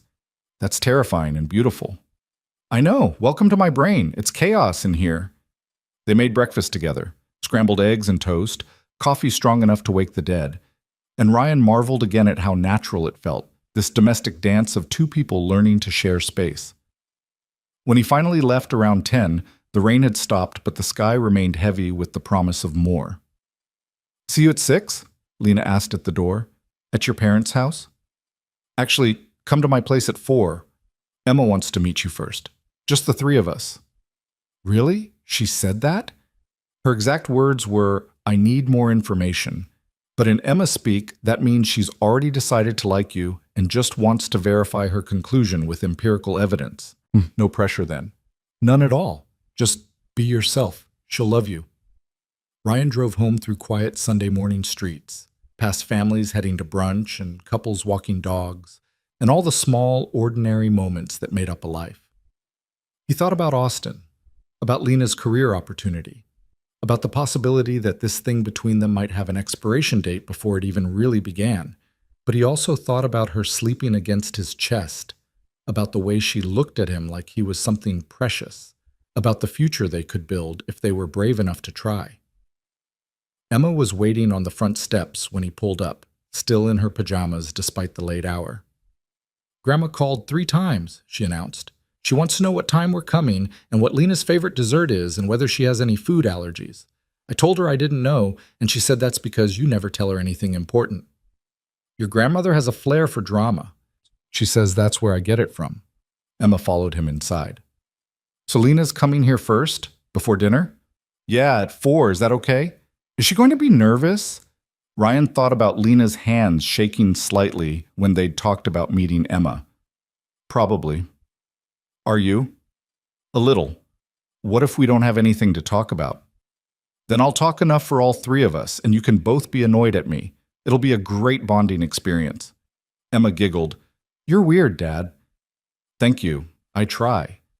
They spent the afternoon in a different kind of cleaning, the kind where Emma rearranged her room 3 times to create the optimal conversation environment, and Ryan stress-baked cookies he didn't remember deciding to make. By the time 4 o'clock approached, the house smelled like chocolate chip cookies and nervous anticipation. The doorbell rang at exactly 4 o'clock. Emma raced to answer it before Ryan could even move, and he heard her voice, suddenly shy, saying, Hi, you're Lena. I'm Emma. Come in. Ryan appeared in the hallway to find Lena standing in his entryway holding a wrapped package, looking more nervous than he'd ever seen her, while Emma studied her with the intense focus of a scientist examining a new specimen. Hi, Lena said to both of them. I brought you something, Emma. I hope that's okay. Emma took the package with cautious excitement. Can I open it? That's the idea. Emma tore into the wrapping paper to reveal a book, a beautiful illustrated guide to constellations with glow-in-the-dark star maps. Her eyes went wide. Dad said you liked astronomy, Lena explained. I thought you might like this, but if you already have it, or if it's not your thing, that's totally... This is amazing. Emma looked up at Lena with something like awe. Did you know that Betelgeuse might go supernova in the next 100,000 years? It's already started collapsing. We could see it from Earth. It would be so bright you could read by it at night. Lena smiled, the nervousness melting away. I did know that. I also know that when it does go supernova, the explosion will outshine our entire galaxy for a few weeks. It'll be the astronomical event of multiple lifetimes. Exactly. See, Dad doesn't get why that's cool. He just worries about whether the radiation will hurt us. Which it won't, by the way. It's too far away. Your dad sounds very protective. He is. It's his whole thing. Emma grabbed Lena's hand with the unselfconscious trust of a child who'd made a decision. Come see my room. I have a telescope Grandpa got me for Christmas. We can look at the moon later when it's dark. Ryan watched his daughter lead Lena down the hallway, chattering about lunar phases and meteor showers, and her plans to be an astronaut or paleontologist or possibly both, and felt something in his chest expand. This was real. This was his life. This could be their future. He gave them space, cleaning up the kitchen and trying not to eavesdrop, but absolutely eavesdropping. He heard Emma's questions. What's your favorite planet? Do you like dinosaurs? Why do you work with computers if you like space? And Lena's patient, genuine responses. After about 20 minutes, they emerged, Emma's hand still in Lena's. Dad? Lena knows the names of all the Apollo astronauts. All of them. Even the ones who didn't walk on the moon. That's pretty impressive, Ryan agreed. And she said she'd teach me to code if I want so I can make a program to track asteroid trajectories. Also impressive. Emma looked between them, her expression suddenly serious. Okay, I've decided. I like her. She can stay. Lena laughed, surprised. Thank you, I think. You're welcome. Now can we have cookies? Dad's stress-baked, and they smell really good. They sat around Ryan's kitchen table, the three of them, not quite a family, but not quite not a family either, eating warm cookies and drinking milk while Emma explained her elaborate theory about why Pluto should be reclassified as a planet. Lena listened with the kind of attention that couldn't be faked, asking follow-up questions and treating Emma's opinions with respect instead of condescension. We should probably head to Grandma's soon, Ryan said eventually, checking his watch. She'll send a search party if we're late. Will there be a lot of people? Lena asked, and Ryan heard the nerves creeping back into her voice. Just my parents and us. Maybe my brother if he's in town, but he usually flakes. It'll be low-key. Your mom is going to ask me a million questions, isn't she? Approximately. But she means well. And she already likes you, so at least half the questions will be friendly. Emma tugged on Lena's sleeve. Can I ride with you to Grandma's? I want to show you the cool shortcut through the neighborhood. Lena glanced at Ryan, who nodded. Sure, if that's okay with your dad. Very okay. I'll follow you guys. Watching Emma buckle into Lena's passenger seat, still chattering away about constellations and cookies and whatever else crossed her mind, Ryan felt the full weight of what he was risking. If this didn't work out, it wouldn't just be his heart that broke. It would be Emma's, too. She was already getting attached, already weaving Lena into the fabric of their lives. But looking at Lena's face as she listened to Emma with genuine interest and warmth, Ryan couldn't bring himself to regret it. This was worth the risk. They were worth the risk. His parents' house looked exactly the same as it had for Ryan's entire life. A modest ranch style in a neighborhood that had gentrified around it, holding out against developers who regularly left increasingly aggressive offers in the mailbox. The porch light was already on despite the late afternoon sun, and Ryan could see his mother's silhouette in the kitchen window. Emma burst through the front door, dragging Lena behind her. Grandma, Grandpa, this is Lena. She knows everything about space and she gave me a book, and we're going to look at the moon later. Ryan's mother appeared from the kitchen, wiping her hands on a dish towel, her expression warm and curious. She was smaller than Ryan remembered her being when he was a child. Her hair more gray than brown now, but her eyes had the same sharp intelligence that missed nothing. So you're the one who's made my son remember how to smile, she said, pulling Lena into a hug before Lena could even respond. I'm Carol. That's Bill in the living room pretending to watch TV, but actually trying to hear every word we say. Don't mind him. He's harmless. Mom, Ryan started. What? I'm being welcoming. This is my welcoming face. Lena laughed, visibly relaxing. It's nice to meet you, Carol. Thank you for having me. Thank you for dating my son. We were starting to worry he'd forgotten how. Carol ushered them all into the kitchen, where something in the oven smelled incredible. Emma, go show Grandpa your new book. Ryan, set the table. Lena, you're helping me with the salad and answering approximately 12,000 questions while we work. Ryan caught Lena's eye, shrugged apologetically. She just smiled and rolled up her sleeves. Over the next hour, Ryan watched his mother work her particular brand of magic, asking questions that seemed casual but were actually carefully designed to reveal character, telling embarrassing stories about Ryan's childhood, seamlessly integrating Lena into the family dynamic like she'd always been there. His father joined them eventually, shaking Lena's hand with his characteristic quiet assessment, before declaring her much better than the last one and earning a sharp look from Carol. Dinner was lasagna and salad and garlic bread, the table crowded in the best way, conversation flowing easily despite the underlying current of everyone being on their best behavior. Emma dominated half the discussion with her theories about space exploration, while Carol asked Lena about her family, her work, her life with the kind of genuine interest that made people want to share. My parents immigrated from Taiwan in the 80s, Lena explained, accepting a second helping of lasagna. They wanted opportunities they couldn't have back home. Better education, better jobs. The usual story. Do they live nearby? Carol asked. Sacramento. I see them about once a month. They're getting older, dealing with health issues. It's been on my mind a lot lately. That's hard, being far away when parents need you. Carol glanced at Ryan.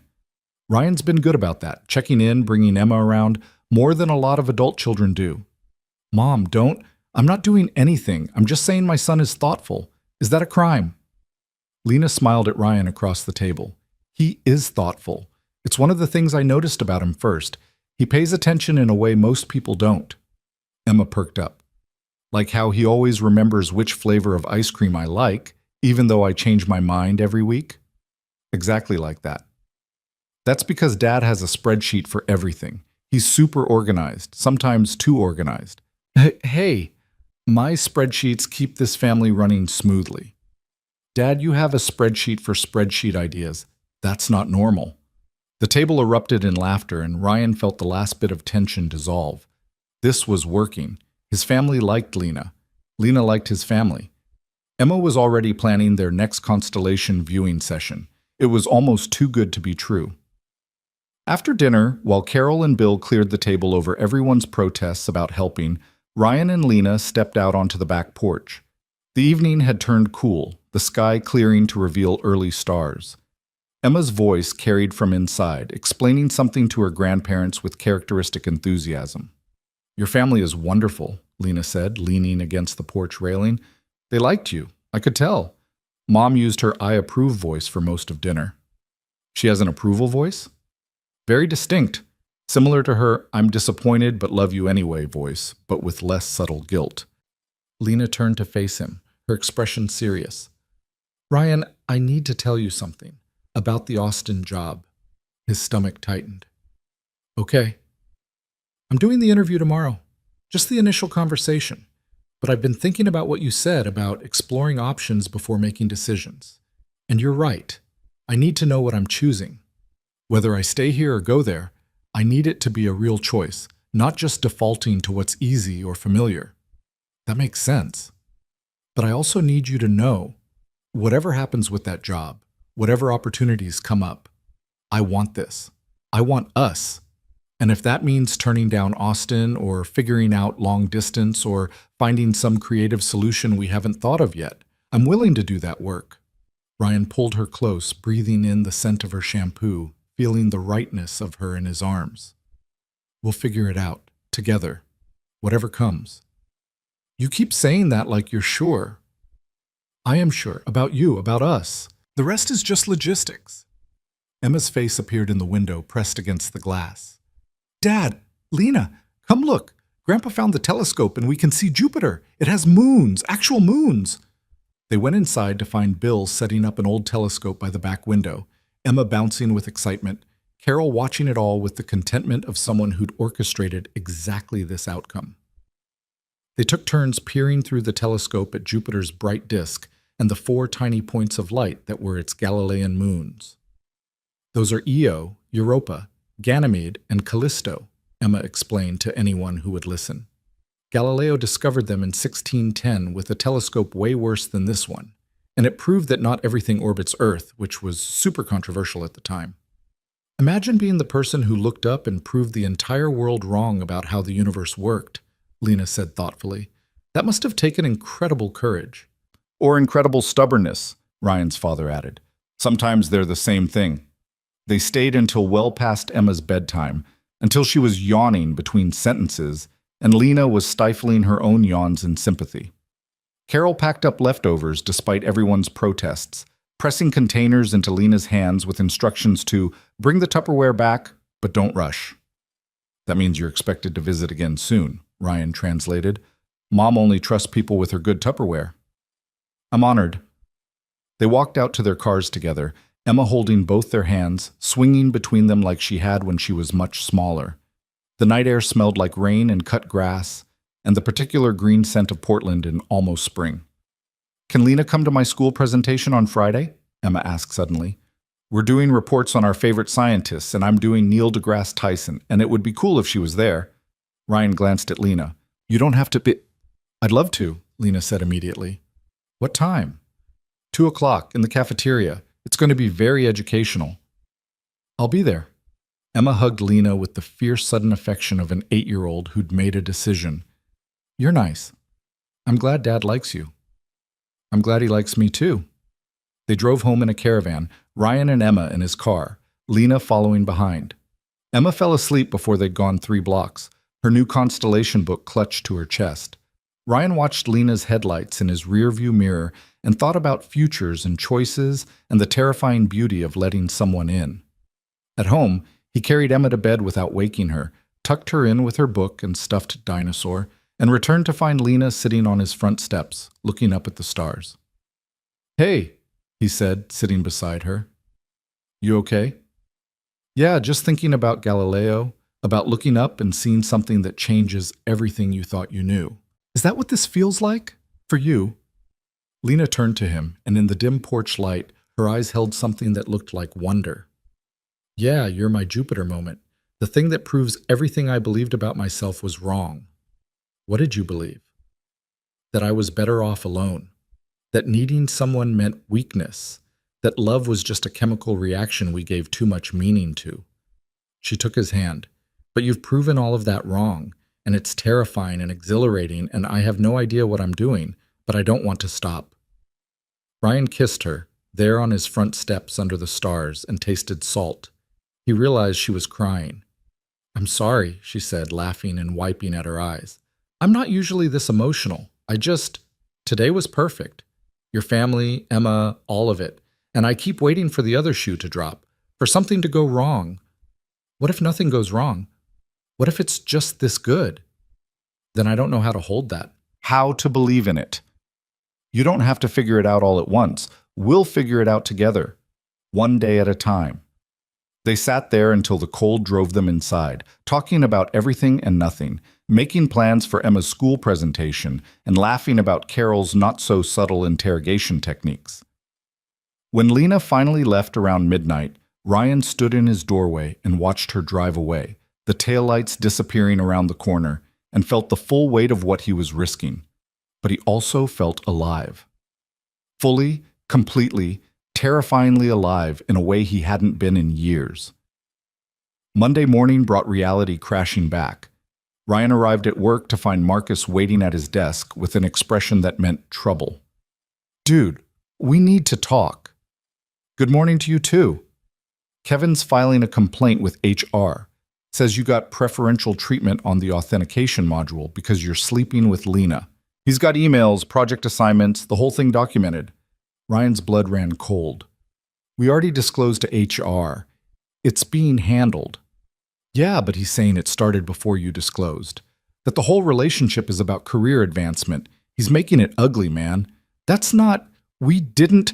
I know that. You know that. But Kevin's got people listening. And you know how this goes. Once someone plants that seed, it grows." Ryan found Lena in her office, door closed, her expression stormy. She looked up when he entered. "You heard? Marcus just told me. What do we do?" "We stick to the truth. The timeline is documented. I assigned you that project months before anything happened between us. The evidence is on our side. But evidence doesn't matter if people don't want to believe it." Lena stood up, crossed to where he stood.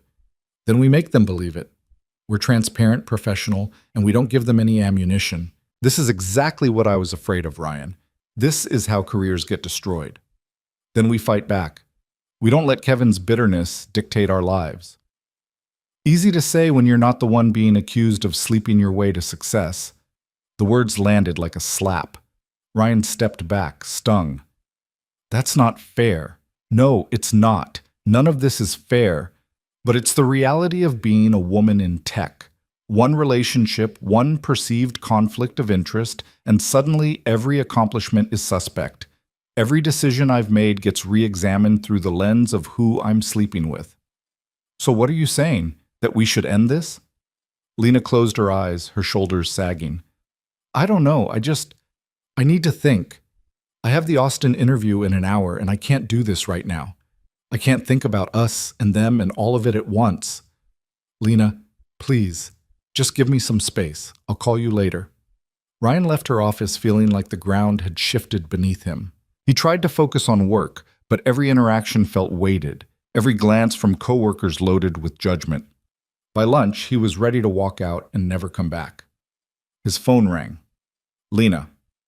"Hey," he answered, stepping into an empty conference room.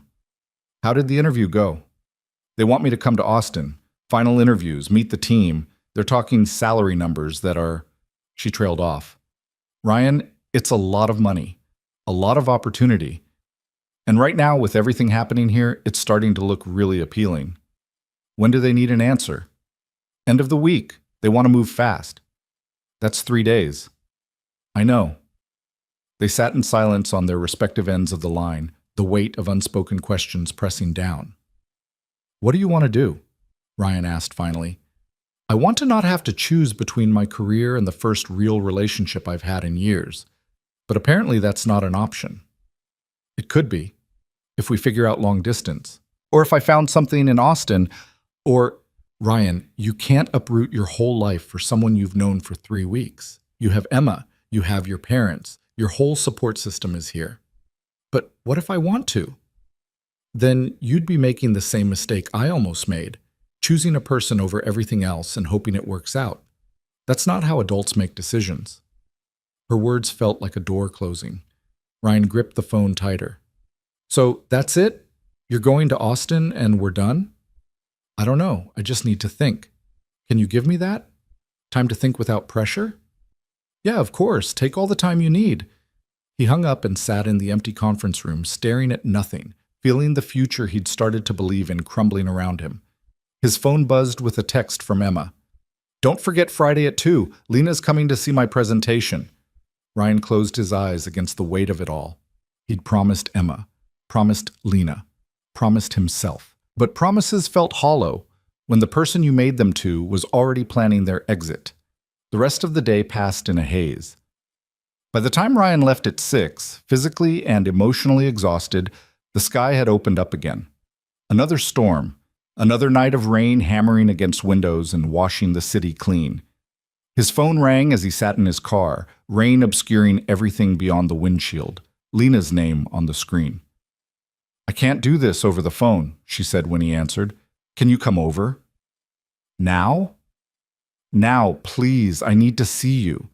Ryan drove through the storm, déjà vu washing over him. Another rainy night, another crucial conversation, another moment where everything could change. Lena opened the door before he could knock, her eyes red, her expression torn. Come in, we need to talk. He stepped inside, water dripping onto her hardwood floors, and braced himself for whatever came next. Lena closed the door behind Ryan, and for a moment they just stood there in her entryway, the sound of rain filling the silence between them. She looked fragile in a way he'd never seen before. No careful composure, no professional armor, just raw vulnerability written across every feature. I've been sitting here for 3 hours, she said finally, her voice barely above a whisper. Going over everything in my head. The Austin offer, Kevin's complaint, what happened with us, trying to make it all make sense. And did it make sense?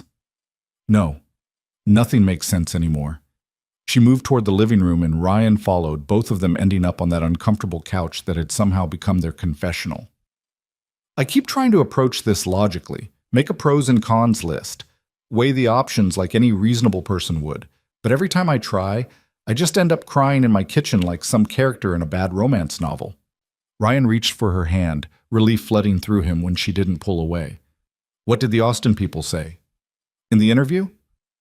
Everything I thought I wanted to hear. They love my work.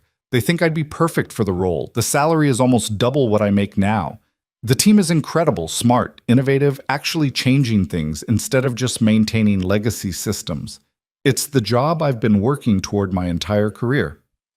But it's in Austin, which means leaving Portland, leaving my house, my friends, the life I've built here.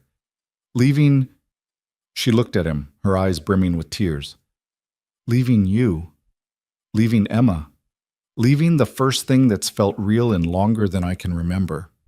Ryan's chest tightened. What do you want to do? That's the problem. I don't know. For the first time in my life, I can't see the clear path forward. Every option feels like I'm losing something essential. She wiped at her eyes with the back of her hand.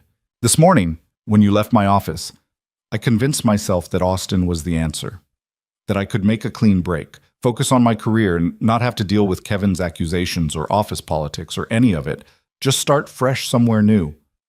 That's still an option. Is it? Because the thought of actually doing it Makes me feel like I'm suffocating, like I'd be running away from the best thing that's ever happened to me just because it's complicated and scary and doesn't fit into a neat 5-year plan. Rain hammered against the windows with renewed intensity, and Ryan felt the echo of that first night, the choice he'd made to stay, to refuse the easy comfort of the guest room, to demand something real instead of something safe. "Do you remember what I said that first night?" he asked. "About not being able to do things halfway? You said if you stayed, it had to be real. No pretending it didn't mean anything." "I meant it then, and I mean it now. I'm not going to be the guy who makes this decision for you, Lena. I can't tell you to stay here and sacrifice your career for a relationship that's barely a month old. But I'm also not going to pretend I'd be okay with you leaving. I wouldn't be. I'd be devastated." "Then what do I do?"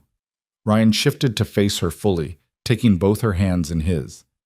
"You make the choice that lets you live with yourself, not the choice that makes everyone else happy, not the choice that's easiest or safest or most logical, the choice that, when you're 70 years old looking back on your life, you won't regret." "What if I don't know what that is?"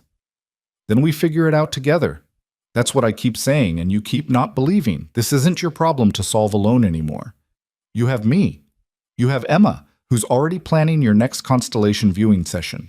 You have my parents, who've adopted you whether you like it or not. Whatever you decide, you're not doing it in isolation." Lena started crying in earnest then, and Ryan pulled her close, letting her sob into his chest while the storm raged outside. When she finally pulled back, her face was blotchy and her eyes were red, and Ryan thought she'd never looked more beautiful. "I'm a mess," she said, laughing through the tears. "You're human. It's allowed. I've spent so long trying not to be, trying to be perfect and competent and unshakable. But with you, I can't maintain that. You see right through it. Is that a bad thing?" "Terrifying, but no, not bad." She took a shaky breath. "I need to tell you something else. About the HR complaint." Ryan's stomach tightened. "Okay." "Sarah called me in this afternoon. Kevin's complaint is more detailed than I thought. He's claiming I've shown you favoritism since you started on the team 2 years ago. Not just the authentication module, everything. He's got spreadsheets comparing your project assignments to his, your performance reviews, even the seating arrangement in the office. That's insane. I earned every assignment based on merit. I know that. Sarah knows that.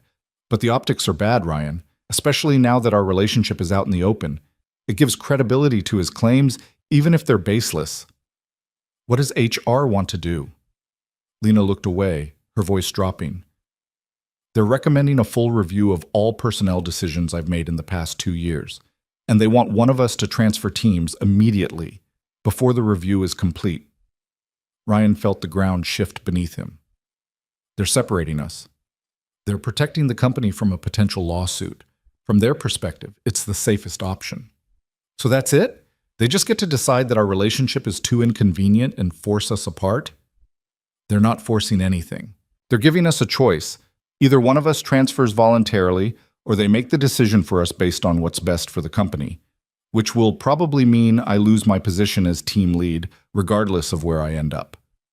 Ryan stood up, pacing the length of her living room, rage and helplessness warring in his chest. "This is exactly what you were afraid of. People questioning your competence because of who you're dating. Kevin weaponizing our relationship to undermine everything you've built." "Yeah, and the worst part? I saw it coming. I knew this would happen, and I did it anyway. I chose you anyway, and now I'm paying the price." "Don't say it like that. Like choosing me was a mistake." Lena stood too, crossing to where he'd stopped by the window. "It wasn't a mistake, but it was naive. I thought if we did everything right, disclosed the relationship, followed the rules, maintained professional boundaries, it would be enough.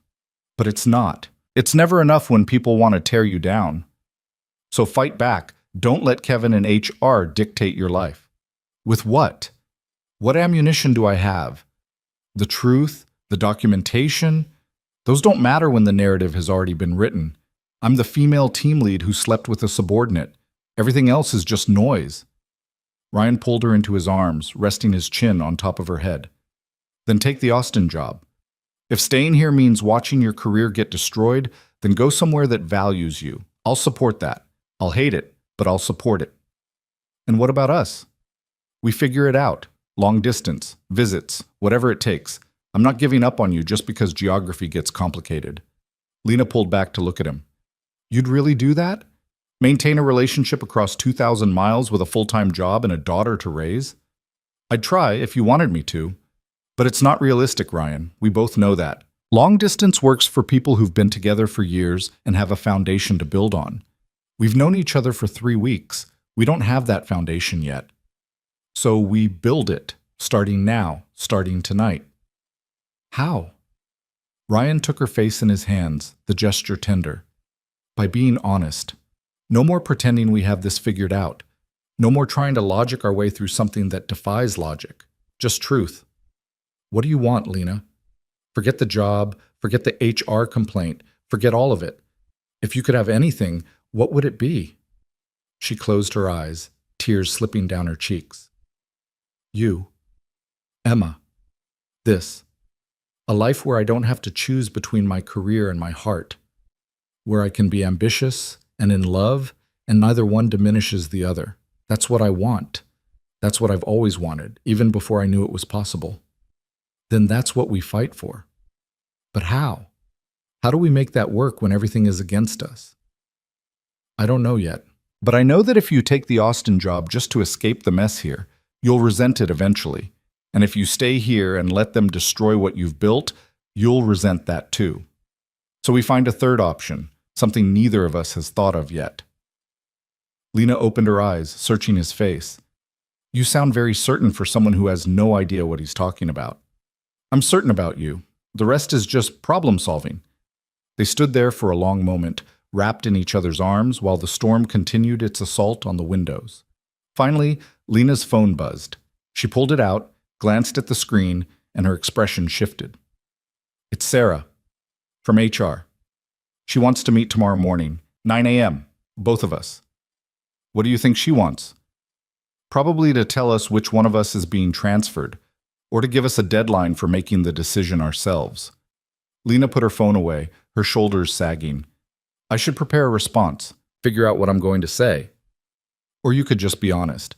Tell her you don't have an answer yet, that you need time. They're not going to give me time. This is HR, Ryan. They have protocols and timelines and risk assessments. My personal crisis doesn't factor into their decision matrix. Then we make it factor in. We go in there tomorrow and we tell them the truth, that we're trying to navigate this responsibly, that we're not going to make hasty decisions that we'll regret later, and that if they can't respect that, we'll find somewhere that will. Lena looked at him like he'd lost his mind. You want to threaten to quit?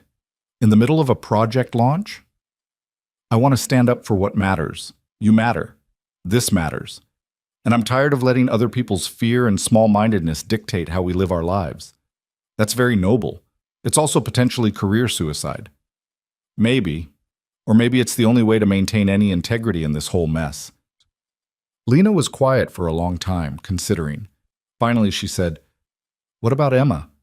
Have you thought about what this would mean for her? If you quit your job to make a point, you'd be unemployed.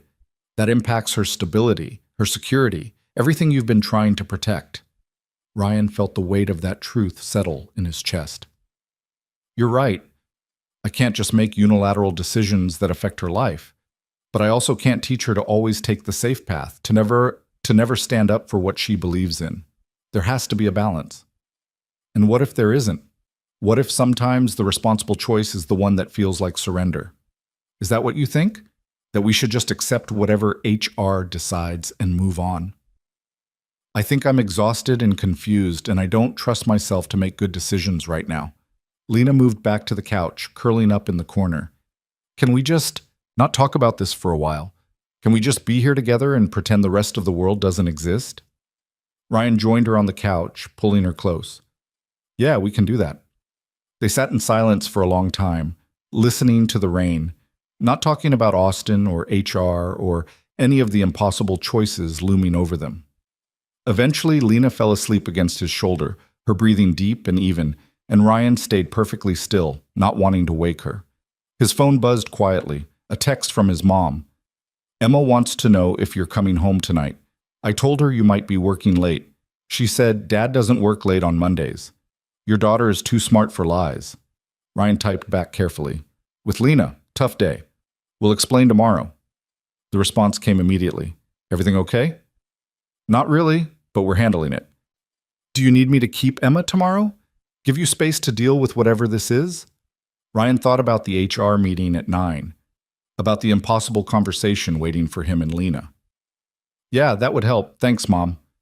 Anytime, that's what family does. We show up. Ryan put his phone away and looked down at Lena, peaceful in sleep, her defenses finally down. He thought about families and showing up and the different forms that support could take. His mother was right. Family showed up. But what did that mean when the person you were starting to think of as family was contemplating moving 2,000 miles away? He must have dozed off because the next thing he knew, early morning light was filtering through the curtains and Lena was awake, watching him with an expression he couldn't quite read. Hi, she said softly. Hi, what time is it? Almost 7. We have 2 hours before the meeting. Ryan sat up, his neck complaining about the awkward angle he'd slept in. Have you been awake long?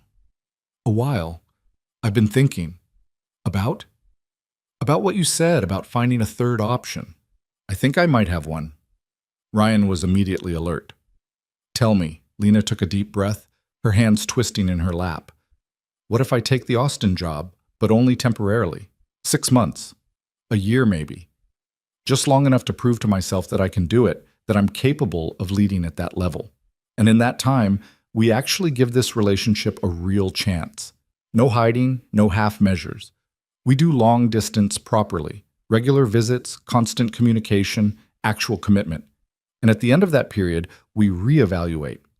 See if it's working. See if we want to make something permanent. Ryan processed this, trying to find the flaw in the logic. You'd come back to Portland after a year? Maybe. Or maybe you'd consider Austin. Or maybe we'd find somewhere completely different. The point is, we'd make the decision together, based on what's actually working instead of theoretical fears and worst-case scenarios. And the HR situation? Kevin's complaint? Becomes irrelevant if I'm leaving anyway. They can do their review, they can find whatever they're going to find, but I won't be here to deal with the fallout. And you'll be free of any perception of favoritism because I won't be your team lead anymore. It feels like running away. Maybe it is, but it's also moving toward something. Toward the career I want, toward figuring out what we are without the pressure of office politics and small-town dynamics. Lena reached for his hand. I know it's not perfect. I know it's asking a lot. Of you, of Emma, of everyone. But it feels like the only option that doesn't require one of us to sacrifice everything. Ryan thought about it, really considered it. A year of long distance. Visits every few weeks if they could manage it. Emma asking where Lena was, why she left, whether she was coming back. His own days structured around phone calls and video chats, and the constant low-level anxiety of maintaining a relationship across distance. But he also thought about the alternative, watching Lena stay in Portland and slowly lose the light in her eyes as her career stagnated, or watching her leave for good, no plan to return, their relationship ending before it really began. This way at least offered hope, a timeline, a chance. Okay, he said finally, let's do it, but with one condition. What? We tell Emma together before you accept the offer. We explain what's happening and we give her a chance to process it. She's part of this now, whether we intended that or not. She deserves to be included in the decision. Lena's eyes widened. Ryan, she's 8. This is a huge thing to put on a child. I'm not asking her permission. I'm asking her to be part of the conversation. There's a difference. And if we're going to do this, really do this, then she needs to understand that you're not just disappearing, that you're coming back. What if it doesn't work? What if we try long distance and it falls apart? Then she's just one more person who left her. Then we deal with that if it happens. But I'm not going to hide you or hide this from her. She's already attached. The damage, if there is any, is already done. Now we just have to be responsible about it. Lena nodded slowly. Okay. We tell Emma. Together. When? Tonight. After the HR meeting. We'll know more then, have a clearer picture of what we're dealing with. And then we sit down with her and we're honest. They got ready in a strange tandem. Lena finding Ryan a clean shirt from a box of clothes her brother had left behind, both of them drinking coffee in tense silence, the weight of the upcoming meeting pressing down like a physical thing. At 8:30, they drove separately to the office, maintaining the appearance of professional distance, even though everyone probably knew exactly where Ryan had spent the night. The office felt different when they arrived, quieter somehow, like everyone was holding their breath.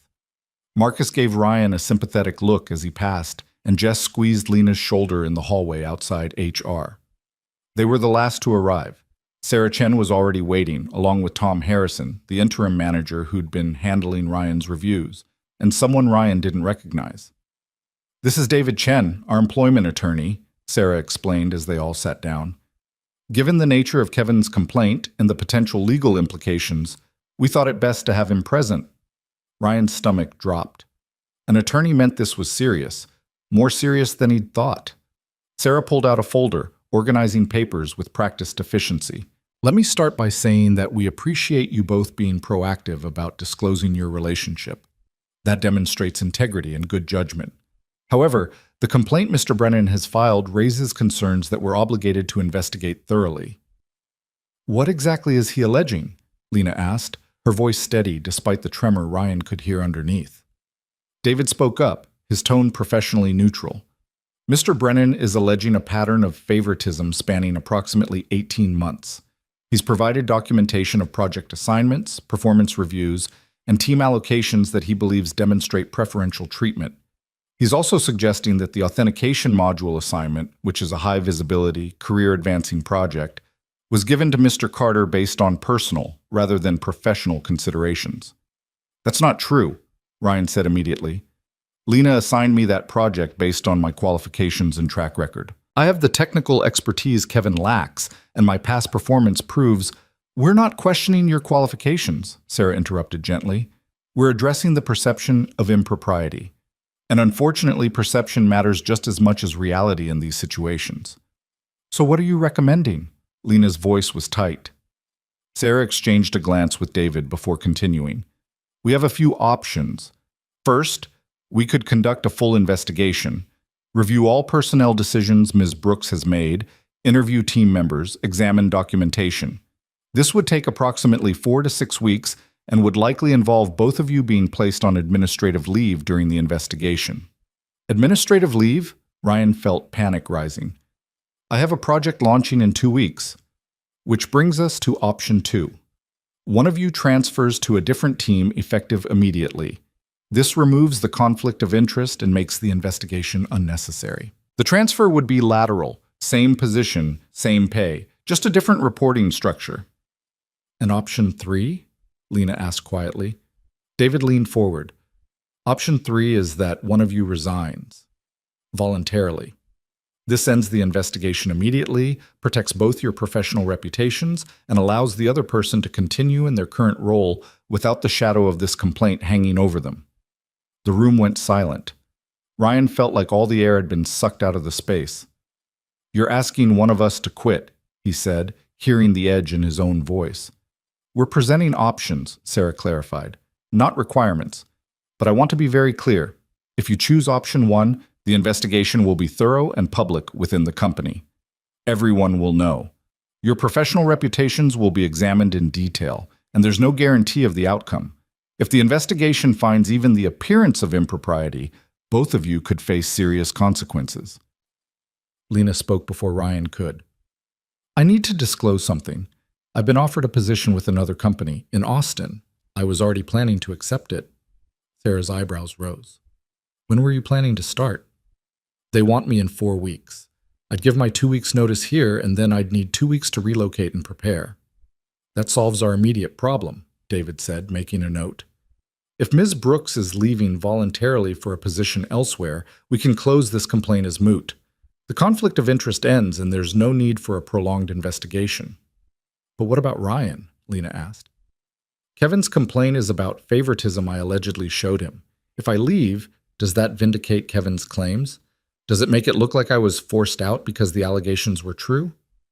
Sarah considered this. "It could be interpreted that way.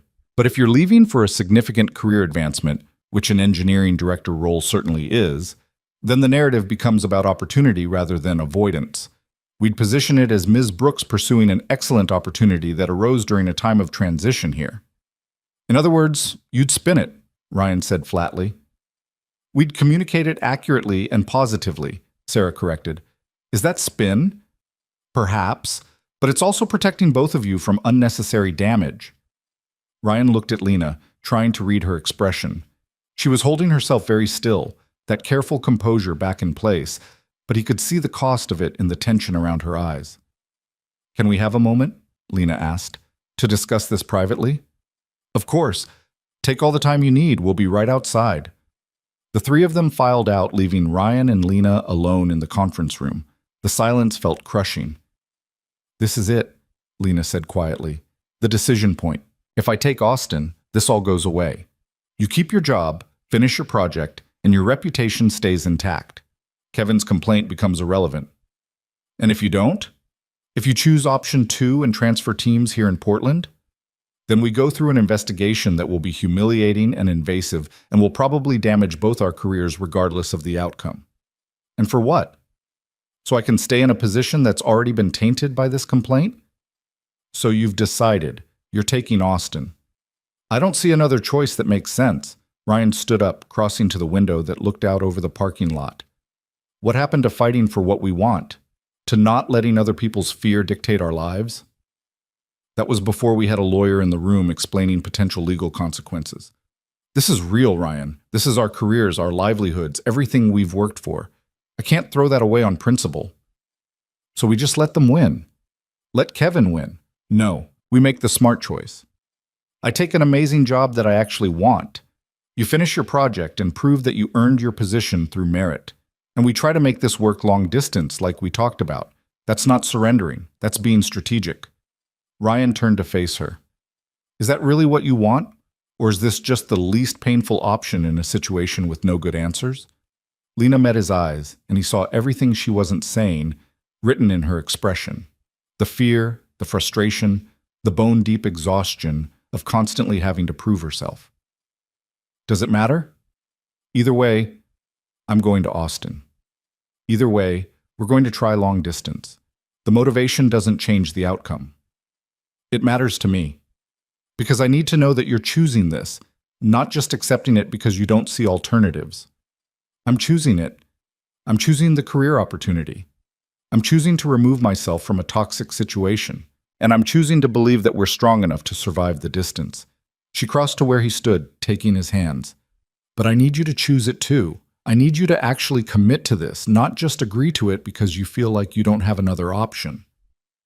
Ryan thought about Emma, about the conversation they'd have to have tonight, about explaining that Lena was leaving but coming back, that sometimes people had to go away to figure out where they belonged, about weekend video calls and infrequent visits and the constant ache of missing someone. But he also thought about the alternative, Lena staying in Portland, bitter and resentful, their relationship poisoned by the sacrifice she'd made. Or worse, losing her entirely because she chose her career and decided Ryan wasn't worth the complication. I'm in, he said finally. Completely. We do this right, proper long distance with real commitment and actual communication. We visit each other. We make time. We don't let the distance become an excuse to drift apart. And Emma? We tell her tonight, together. We help her understand that this isn't abandonment, it's temporary. That you're coming back. What if I'm not? Coming back, I mean. What if Austin works out and I want to stay? Then we figure that out when we get there, one decision at a time. Lena nodded, relief and fear and hope all tangled together in her expression. Okay, let's tell them. They called Sarah and the others back in. Lena delivered the news with calm professionalism. She was accepting the position in Austin, would give her 2 weeks' notice effective immediately, and appreciated their handling of a difficult situation. Sarah looked visibly relieved. Tom made appropriate noises about losing a valued team lead, and David made notes about closing the complaint. They were done in 20 minutes. Just like that, the crisis was resolved. Problem solved. Everyone could move on. Ryan walked out of that conference room feeling like he'd just witnessed a surgery, necessary, clinical, and leaving everyone involved fundamentally changed. He spent the rest of the day in a daze, going through the motions of work while his mind raced ahead to the evening conversation with Emma. Lena was busy with exit meetings and transition planning, so they barely spoke except for a few text messages confirming that yes, they were still doing this. Yes, they were telling Emma together. Yes, everything was going to be okay, even though neither of them fully believed it. At 5 o'clock, Ryan left the office and drove to his parents' house to pick up Emma. His mother took one look at his face and pulled him aside while Emma was packing up her things. What happened? Lena's taking a job in Austin. She's moving in 4 weeks. His mother's expression shifted through surprise, concern, and finally understanding. And you two are trying long distance, seeing if it works. I know it's crazy. I know it's probably doomed, but I have to try, Mom. I can't just let her go without fighting for this. Carol pulled him into a hug, the kind that had fixed scraped knees and broken hearts throughout his childhood. Then you fight, and we'll support you, both of you, whatever you need. I have to tell Emma tonight. We both do. Lena's coming over at 7. Do you want me there? For backup? Ryan considered it, then shook his head. No. This needs to be just us. But thank you for everything, for understanding. That's what mothers do. We understand our children even when they're making questionable decisions about long-distance relationships with women they've known for 3 weeks. It's been a month. Oh well, that changes everything. Emma bounded out then, backpack trailing, full of stories about her day with her grandparents. Ryan drove home listening to her chatter, dreading the conversation to come, but knowing it was necessary. Lena arrived at exactly 7, carrying Chinese takeout and looking nervous enough that Emma noticed immediately. Are you okay? Emma asked, studying Lena with that disconcerting 8-year-old directness. You look like you're about to throw up. I'm fine, just had a long day at work. Lena set the food on the kitchen counter, her hands shaking slightly. They ate dinner with forced normalcy, Emma dominating the conversation with elaborate plans for her science presentation on Friday. When they finished, Ryan cleared the dishes and suggested they all sit in the living room. Is this a serious talk?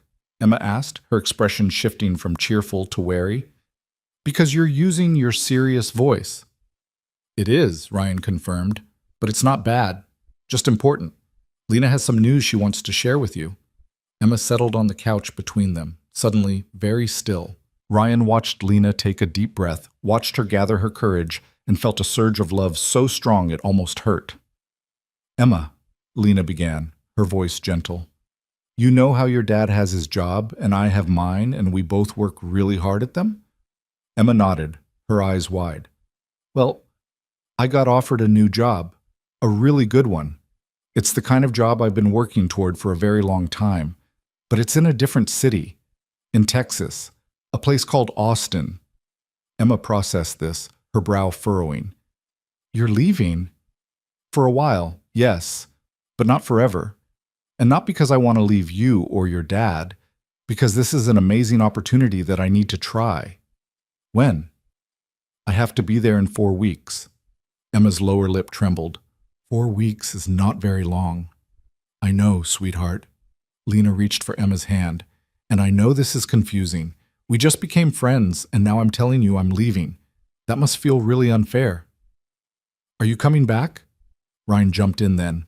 Lena and I are going to try to make this work, even though we'll be far apart. That means she'll visit as often as she can. And maybe sometimes you and I will go visit her in Austin. You've never been to Texas, right? Emma shook her head, still processing. It's different from Portland, Lena said. It's warmer, no rain. They have bats that fly out from under a bridge at sunset. Thousands of them. And really good tacos. And a space center where we could learn about rockets. Really? Emma's interest was cautiously engaged. Really? And we could video call all the time. Every day if you want. You could show me your homework and tell me about school, and we could look at constellations together online. But it's not the same as you being here. No, Lena agreed, and Ryan heard her voice crack. It's not the same, and I'm really sorry about that. But sometimes adults have to make hard choices about their work, and this is one of those times for me. Emma was quiet for a long moment, her expression serious in a way that made her look older than 8. Finally, she said, Are you and Dad going to break up? Ryan and Lena exchanged glances. The kid didn't miss anything. We're going to try really hard not to, Ryan said honestly, but long distance is difficult. It takes a lot of work and commitment from both people. We think it's worth trying, but we can't promise it'll work out. And if it doesn't, if you break up, then Lena and I would still care about each other, Ryan said carefully, and she'd still be your friend. That doesn't change just because the romantic part doesn't work out. Emma looked at Lena. Promise? I promise, Lena said, and Ryan could hear the tears in her voice. No matter what happens between me and your dad, you and I are friends. That's separate. That's ours. Emma threw her arms around Lena, burying her face in her shoulder. I don't want you to go. I know. I don't really want to go either, but I think I need to. Do you understand? Emma nodded against Lena's shoulder. Because sometimes you have to do things that are hard, even when you don't want to. Dad says that all the time. Your dad's very wise. They sat like that for a while, Emma clinging to Lena, Ryan watching his daughter process yet another change in her young life. Eventually, Emma pulled back, wiping her eyes. Can we still do constellation viewing before you leave? Absolutely. Every clear night if you want. And you'll really come visit? As often as I can, I promise. Okay. Emma took a shaky breath. Okay. I don't like it. But okay. Ryan felt something loosen in his chest. Not relief exactly, but a kind of acceptance. They'd done it. They'd been honest with Emma, and she was handling it better than he dared hope. The rest of the evening passed in a strange kind of suspended normalcy. They looked at Emma's constellation book, talked about the upcoming science presentation, avoided discussing Austin or goodbyes or any of the hard things that waited just ahead. When it was time for Emma to go to bed, she hugged Lena extra tight.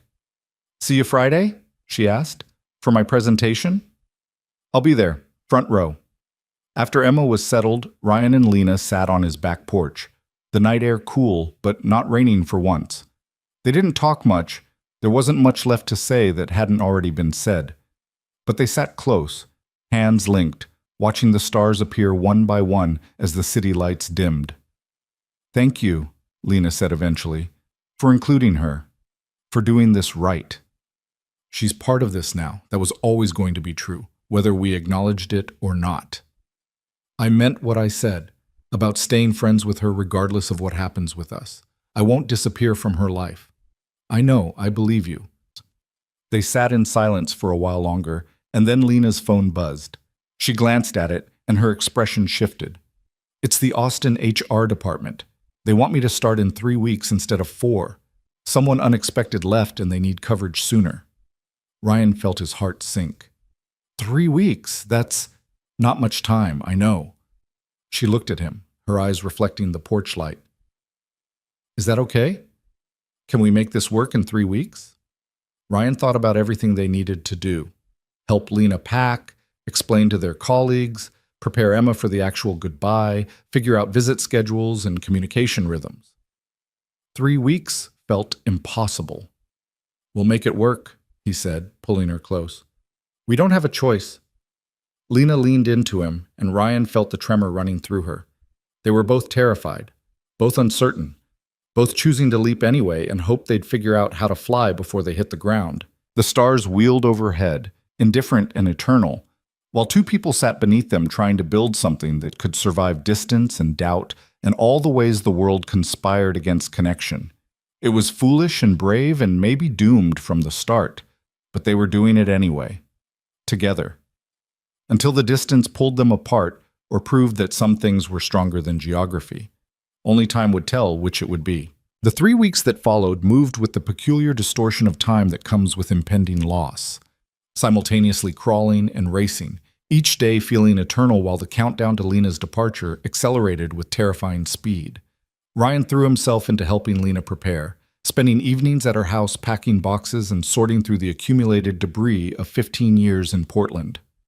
Emma came along most nights, appointing herself the official labeler of boxes and asking approximately 1,000 questions about Texas, Austin, and whether armadillos were really as cute as they looked in pictures. They're actually kind of weird looking, Lena admitted, wrapping a coffee mug in newspaper. Like tiny armored dinosaurs. Emma's eyes lit up. That makes them even better. Friday arrived with the crisp clarity of early spring, and Ryan left work early to make it to Emma's science presentation. The elementary school cafeteria smelled like industrial cleaner, and the particular anxiety of children about to perform for parents. Emma stood at her station, a trifold poster board covered in pictures of Neil deGrasse Tyson and hand-drawn diagrams of the solar system, practically vibrating with nervous energy. "Is she here yet?" Emma asked for the fourth time in 5 minutes. "She'll be here," she promised. "But what if she can't make it? What if work kept her late? What if—" "Emma, breathe. Lena doesn't break promises." As if summoned, Lena appeared in the cafeteria doorway, scanning the crowd until she found them. She was still in work clothes, slightly breathless like she'd rushed, and the smile she gave Emma could have powered the city. "Sorry I'm late. Last-minute meeting ran over." She hugged Emma quickly. "But I'm here, ready to learn all about your favorite scientist." Emma's presentation was exactly what Ryan had expected. Enthusiastic, well-researched, and delivered with the kind of passion that made even the bored-looking parents in the back pay attention. She talked about Tyson's work in astrophysics, his advocacy for science education, and his belief that understanding the universe made people better humans. When she finished, the applause was genuine, and the pride on Lena's face was unmistakable. "That was amazing," Lena said afterward, crouching down to Emma's level. "You really understood his work, not just the facts, but why it matters." "Thanks. I practiced a lot. Dad made me do it like 7 times until I stopped just reading off the poster." "Your dad's smart, making sure you really knew your material instead of just memorizing it." They went out for ice cream after, a small place near the school that Emma had been lobbying for since they'd arrived. Sitting in a sticky booth with 2 sweet sundaes melting between them, Ryan watched Emma and Lena discuss the finer points of exoplanet detection and felt the bittersweetness of the moment settle in his chest. This was good. This was right. Emma was happy. Lena was here. They were together. But in 2 weeks, Lena would be gone, and moments like this would become rare exceptions instead of comfortable routine. "Dad, you're doing that thing again," Emma said, pointing her spoon at him. "What thing?" "The thing where you look sad but try to pretend you're not. Your face gets all weird." Lena reached under the table, squeezed his hand. "He's allowed to have feelings, Em." "I know, but it makes my feelings feel bigger when I see his feelings. It's complicated." Emotions usually are. They drove home in the gentle dusk, Emma chattering from the back seat about the other presentations and who'd won the Most Creative Display Award. When they pulled into Ryan's driveway, she asked if Lena could stay for constellation viewing. "It's a clear night, perfect for looking at stars." "Please?" Lena glanced at Ryan, who nodded. "Yeah, let's do it. One more night of stargazing before—" He didn't finish the sentence. He didn't need to. They set up Emma's telescope in the backyard, the 3 of them taking turns peering at Jupiter's moons and the cratered surface of the moon. Emma narrated everything they saw with the expertise of someone who'd spent hours studying, while Lena asked questions that showed she was genuinely listening, genuinely engaged. Ryan stood back and watched them, his daughter and the woman he was falling in love with, bonding over cosmic distances and celestial mechanics, and thought about the irony of it. They were learning to appreciate things millions of miles away while preparing to cope with a distance of only 2,000 miles. It should have been easier. Somehow, it wasn't. Eventually, Emma's yawns outnumbered her observations, and Ryan sent her inside to get ready for bed. She hugged Lena with the kind of desperation that suggested she understood, on some level, that these easy nights together were numbered. "I'll see you tomorrow?" Emma asked. "For packing?" "Absolutely. I need your expert labeling skills." After Emma was settled, Ryan and Lena sat on his back porch with beer and the comfortable silence of people who didn't need to fill every moment with words. "She's going to be okay," Lena said eventually. "Emma, she's resilient." "I know, but I hate that she has to be. I hate that this is another change she has to adapt to, another person leaving." "I'm not leaving her. I'm leaving Portland. There's a difference." "Is there?" From an 8-year-old's perspective? Lena was quiet for a long moment. "I don't know. Maybe not. But I'm going to do everything I can to make sure she knows the difference. That she knows I'm still here for her, just in a different location." "And what about us?" Ryan asked, the question that had been building for days finally breaking free. Are you ready for what long distance actually means? The reality of it, not just the theory? I don't know if anyone's ever ready, but I'm committed to trying. Aren't you? I am, but I'm also terrified. I've watched long-distance relationships fail, seen people drift apart because the physical distance becomes emotional distance. And we don't have years of foundation to fall back on. We have weeks. So we build that foundation now, in the time we have left. And then we maintain it through calls and visits and actual effort. Lena turned to face him fully. Ryan, I can't promise this will work. I can't promise I won't get overwhelmed with the new job and forget to call, or that you won't get busy with Emma and work and decide I'm too much trouble. But I can promise I'm going to try. Really try. Is that enough? Ryan thought about that first night, about refusing the comfort of the guest room because he was done living halfway. This was the same choice, just on a larger scale. They could play it safe, end things now before distance made it inevitable. Or they could choose to try, knowing it might fail, trusting that the effort itself was worth something. Yeah, he said finally. It's enough. The days blurred together after that. Ryan helped Lena sort through 15 years of accumulated life, deciding what to take, what to sell, what to donate. Her house slowly emptied, looking more like a stage set than a home, all the personal touches packed away in boxes labeled in Emma's careful handwriting. Work became a strange dance of pretending everything was normal while knowing it wasn't. Lena trained her replacement, a competent woman named Angela, who kept looking at Ryan with a mixture of pity and curiosity. Kevin avoided them both, which Ryan counted as a small victory. The authentication module launched on schedule, to positive reviews, proving once and for all that Ryan's assignment had been based on merit. The vindication felt hollow. Ryan's parents invited Lena to dinner 3 more times, each visit feeling like Carol was trying to pack months of getting to know you into weeks. His father pulled Ryan aside after the last dinner, his expression serious. You love her? It wasn't a question, but Ryan answered anyway. Yeah, I do. Does she know? I haven't said it yet. Feels like too much pressure before she leaves, like I'd be trying to manipulate her into staying. Or like you'd be giving her a reason to come back. His father clapped him on the shoulder. Don't wait too long, son. Some things need to be said before distance makes them harder. The week before Lena left, Ryan took 2 days off work to help with final packing and logistics. They worked mostly in silence, the weight of the approaching goodbye pressing down on everything. Emma helped when she wasn't in school, trying to be useful, but mostly just making both adults aware of how much her presence would be missed.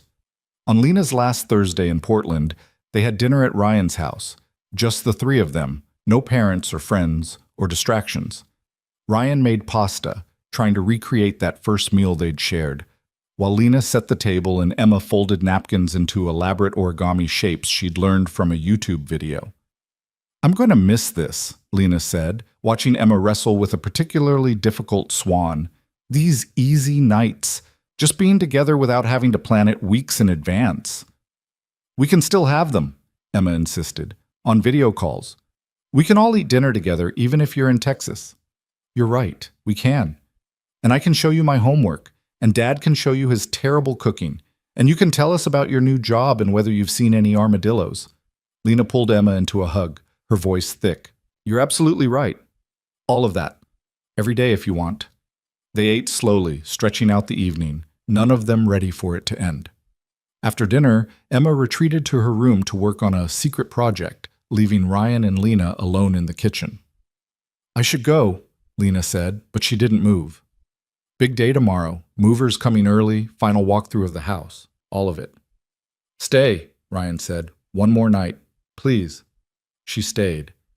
They made love with the desperate tenderness of people trying to memorize each other, knowing it would be months before they'd have this again. Afterward, they lay tangled together in Ryan's bed, neither sleeping, both acutely aware of time slipping away. I'm scared, Lena whispered into the darkness. What if we can't do this? What if the distance is too much? Then we'll figure something else out. But I don't want to spend tonight worrying about all the ways this might fail. I just want to be here with you. I love you. The words came out quiet but certain. I know the timing is terrible, and I know this feels like the worst possible moment to say it, but I do. I love you. And I need you to know that before I leave. Ryan felt something break open in his chest, relief and joy and terror all at once. I love you too. I've been wanting to say it for weeks, but I was afraid it would feel like pressure. It doesn't. It feels like truth. She shifted to look at him in the dim light filtering through the curtains. Whatever happens in Austin, however this works out, that's real. What we have is real. I know. They fell asleep wrapped around each other, and Ryan dreamed of distances and bridges and all the ways people found their way back home. Friday morning arrived too soon. The movers came at 7, efficiently dismantling Lena's life in Portland and loading it into a truck that would arrive in Austin 3 days later. By noon, the house was empty except for the cleaning supplies and the echo of 15 years ending. Ryan, Emma, and his parents came to help with the final cleanup. Carol brought sandwiches that no one was really hungry for, and Bill quietly fixed a leaky faucet that had been broken for months. Emma moved through the empty rooms like a ghost, touching walls and saying goodbye to a house that had become part of her expanding world. "It's so empty," she said, her voice echoing in Lena's bedroom. "It doesn't even feel like your house anymore." "That's how it goes," Lena said, wiping down the last windowsill. "You pack up your life and suddenly the place you live doesn't feel like yours. It becomes just a house again." "Is that sad?" "A little, but also kind of exciting, because it means I get to make a new place mine, build new memories somewhere else." Emma considered this. "And we can help? When we visit?" "Absolutely. You can help me decide where furniture goes and what color to paint the walls and everything." They finished around 3, the house passed its final inspection, and the keys were left with the realtor. Lena stood in the driveway looking back at the craftsman bungalow that had been home, and Ryan saw the moment when she let it go. Shoulders straightening, chin lifting, turning toward the future instead of clinging to the past. "Ready?" he asked. "No, but I'm doing it anyway." They drove to the airport in a caravan, Ryan and Emma in his car, Lena in hers with most of her immediate necessities, his parents following behind in case anyone needed backup. The airport departure area was chaos, as always, cars jockeying for position, travelers rushing with oversized luggage, the whole choreographed dance of people going somewhere. Ryan found a parking spot that probably wasn't legal, and they all walked Lena to the security checkpoint. Emma clutched a wrapped package she'd been working on all week, her secret project finally revealed. "I made you something," Emma said, thrusting the package at Lena. "For when you miss us, or when you're scared in a new place, or just whenever." Lena unwrapped it carefully to find a scrapbook, handmade, pages filled with photos Emma had printed and stolen from phones, drawings she'd made of the 3 of them, pressed flowers from Lena's garden, constellation maps with notes about what they'd seen together. The last page had Emma's handwriting. "Distance is just space between stars. We're still part of the same sky. Love, Emma." Lena's composure shattered. She pulled Emma into a fierce hug, both of them crying while Ryan tried to hold himself together and failed. Carol produced tissues from her purse with the preparedness of someone who'd expected exactly this, and Bill looked away with the kind of studied casualness that meant he was fighting his own emotions. "I'll treasure this forever," Lena managed to say. "Thank you, Emma. Thank you for understanding, for being so brave about this." "I'm not brave. I'm sad, and I don't want you to go. But Dad says sometimes the right thing is hard, and we do it anyway because we're not cowards." Ryan had said that months ago during a completely different conversation about facing challenges. Hearing it echoed back now, applied to this situation, made his throat tight. "Your dad's very wise," Lena said, looking over Emma's head at Ryan. "He's okay," Emma said, trying for humor through tears. "For a dad." They stood there in the organized chaos of the airport, this makeshift family saying goodbye to one of their own, and Ryan thought about all the ways people found to love each other, despite circumstances and distance and timing that worked against them. Finally, Lena pulled back, wiping at her eyes. "I have to go. I'm going to miss my flight if I don't get through security." "Call us when you land," Carol said, giving Lena a final hug. "Let us know you got there safe." I will. Thank you for everything. For welcoming me, for being so kind, for not making this harder than it already is. Bill shook her hand solemnly. Take care of yourself out there. And remember, you've always got family here when you need it. Then it was Ryan's turn. He pulled Lena close, not caring that they were blocking foot traffic, not caring about the impatient looks from travelers trying to get past. I love you, he said into her ear. Come back to us. I love you too. I'll call tonight, every night. We'll make this work. Promise? Promise. One last kiss, brief, achingly tender. And then Lena was walking toward security, joining the line of travelers removing shoes and laptops and preparing for the indignity of modern air travel. She looked back once, waved, and then she was through the checkpoint and gone. Emma clung to Ryan's hand as they walked back to the car, her shoulders shaking with silent sobs. He picked her up even though she was really too big for it, carrying her like he had when she was small and the world had hurt her.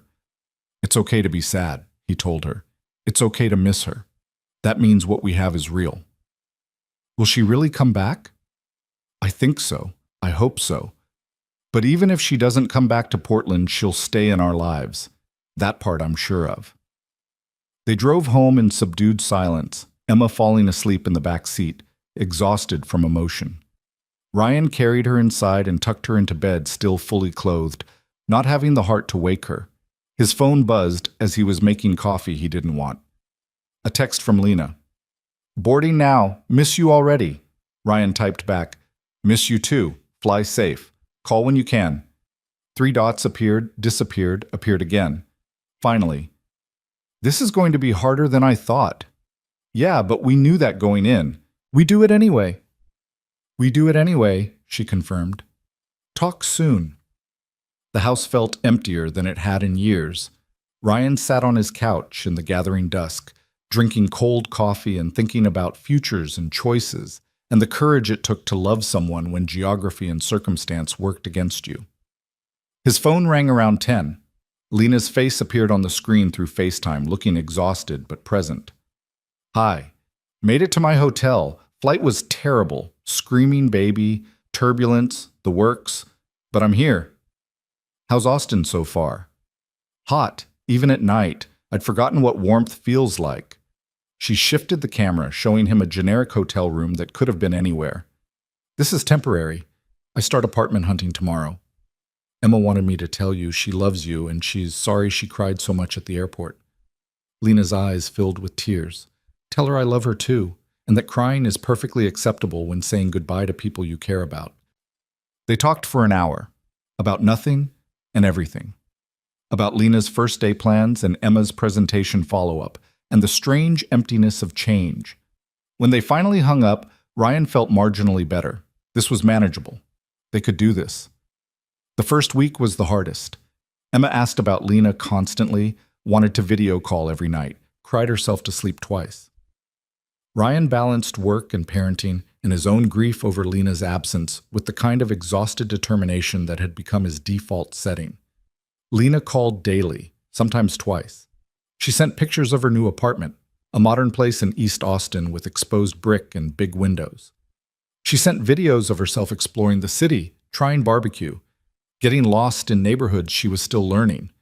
She sent Emma astronomy facts and pictures of the actual bats flying from under the Congress Avenue Bridge. By the second week, a rhythm emerged.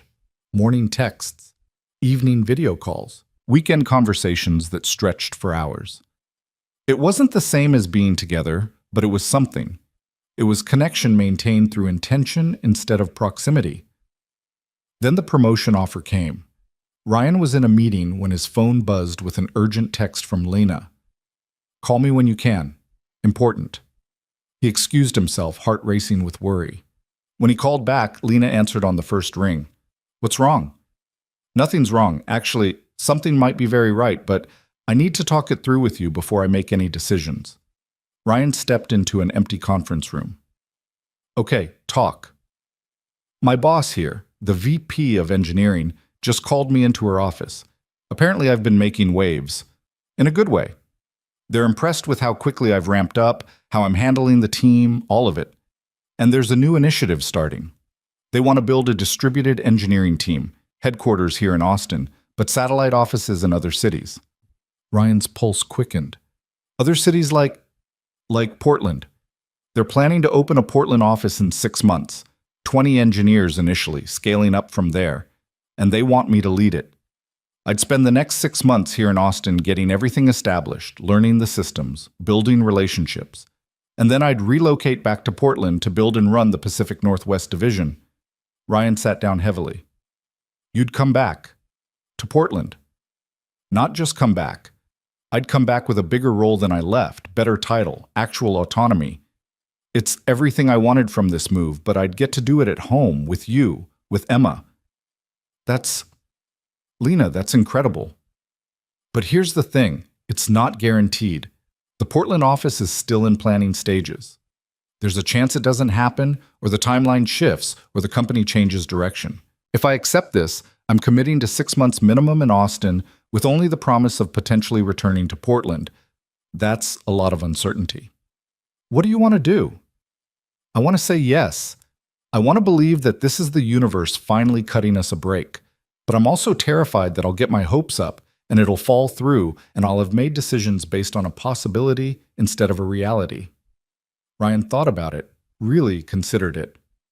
What's the alternative? You turn it down and what? Stay in Austin indefinitely? Look for something else back here while building a career there?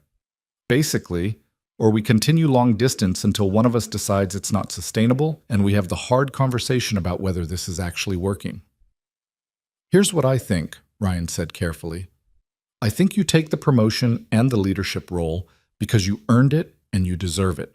I think you spend 6 months building something incredible in Austin while simultaneously proving to them why Portland makes sense as a satellite office. And I think we continue what we've been doing, calls, visits, actual commitment, trusting that we can handle 6 more months if it means potentially building a real future together. You make it sound so simple. It's not simple. It's terrifying. But it's also hopeful, which we haven't had much of lately. Take the job, Lena. Build the thing. Come home when you can. She was quiet for a long moment. I love you. You know that, right? I know. I love you too. Now go tell your boss yes before they offer it to someone else. Lena laughed, the sound bright despite the tears Ryan could hear underneath. Okay, I'm doing it. I'm saying yes. Good. Call me tonight after Emma's asleep. We'll celebrate properly. The 6 months that followed tested everything Ryan thought he knew about patience and commitment. Lena threw herself into the Austin role with characteristic intensity, working long hours to prove she deserved the Portland opportunity. Ryan managed work and parenting and the constant low-level ache of missing someone while trying to maintain optimism.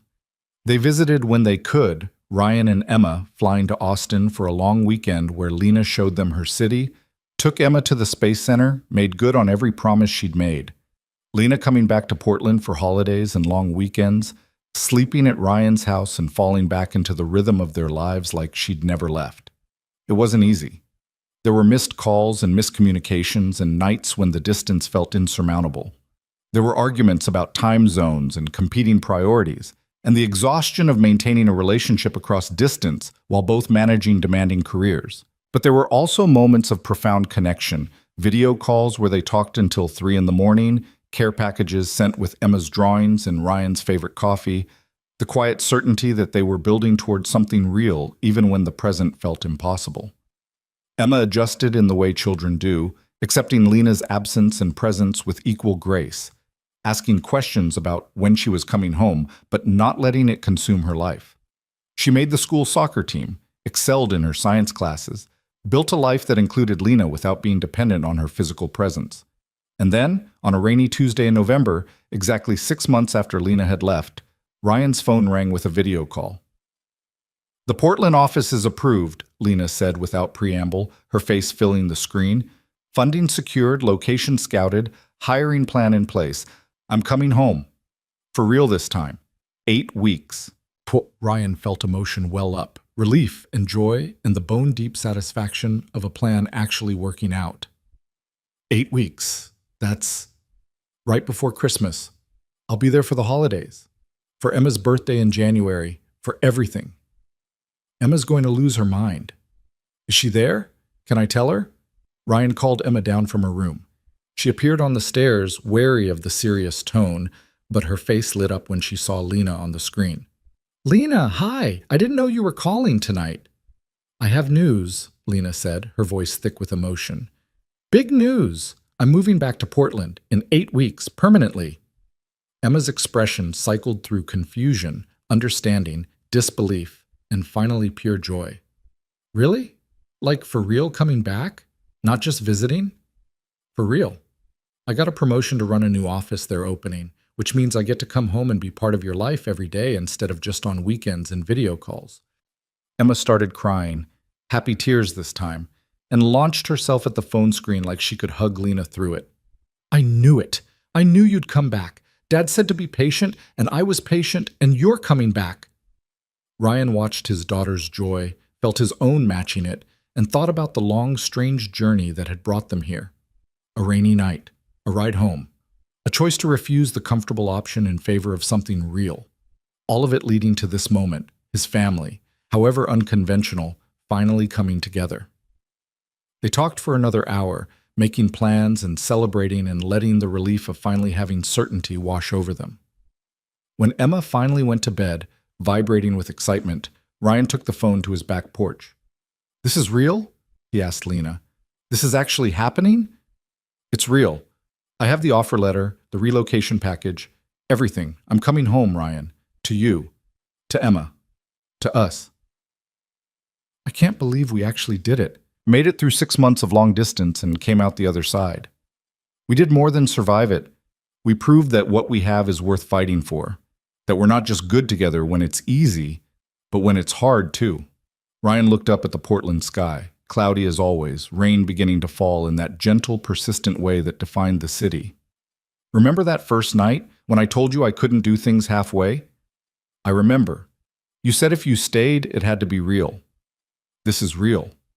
This thing we built despite every obstacle, every complication, every reason to give up. This is the realest thing I've ever been part of." "Me too." Lena's voice was soft, vulnerable in a way she'd learned to be over these months apart. "I'm coming home to you, finally." The 8 weeks passed in a blur of preparation and anticipation. Lena coordinated the Portland office setup remotely while packing up her Austin life. Ryan and Emma prepared for her return, clearing space in closets and drawers, talking about what it would mean to have Lena as a permanent part of their daily lives, getting used to the idea that this was actually happening. The company helped with Lena's relocation, but she decided to drive rather than fly, wanted the time to process the change, to say goodbye to Austin properly, to arrive in Portland on her own terms. It took 3 days, and she sent updates the whole way. Photos from roadside diners, videos of the changing landscape, texts counting down the miles. On a Friday evening in mid-December, with Christmas lights already strung throughout Portland and the city dressed in its winter best, Lena's car pulled into Ryan's driveway.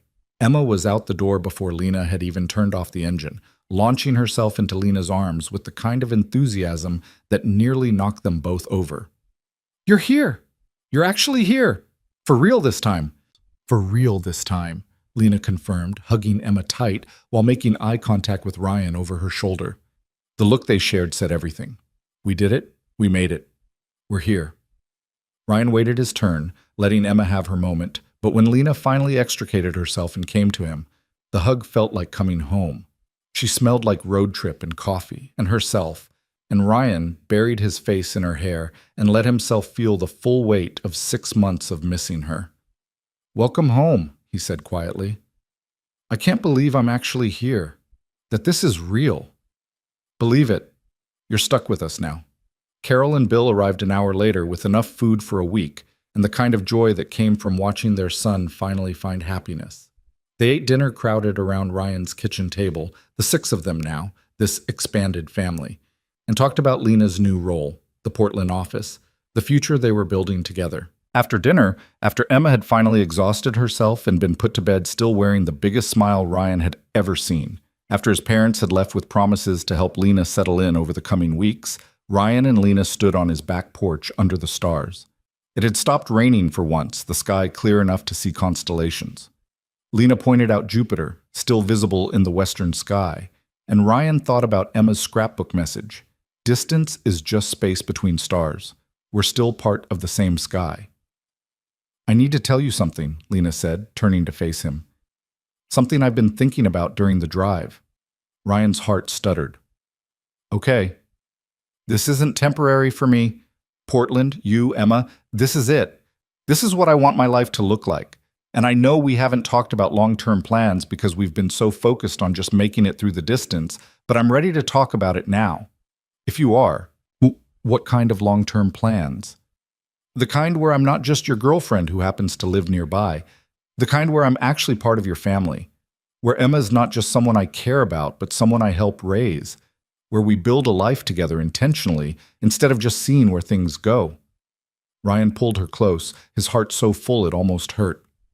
I want that too. All of it. But I need you to be sure. Emma's already attached. If this doesn't work out, if you change your mind, I won't change my mind. I spent 6 months in Austin missing you both every single day, working toward this moment. I know what I want. Do you? Yes. Absolutely yes. They kissed under the Portland sky. Two people who'd chosen each other despite every complication, every obstacle, every reason to play it safe. When they finally pulled apart, Lena was smiling. So what happens now? Now we live. Not halfway, not carefully, not safely. We actually live. Together. That sounds perfect. They stayed outside for a while longer, watching stars appear as the city lights dimmed, talking about apartment hunting and family dinners, and all the ordinary beautiful moments that made up a life. Eventually, the cold drove them inside, where Ryan's house, Emma's house, their house now, waited with lights burning and warmth against the winter night.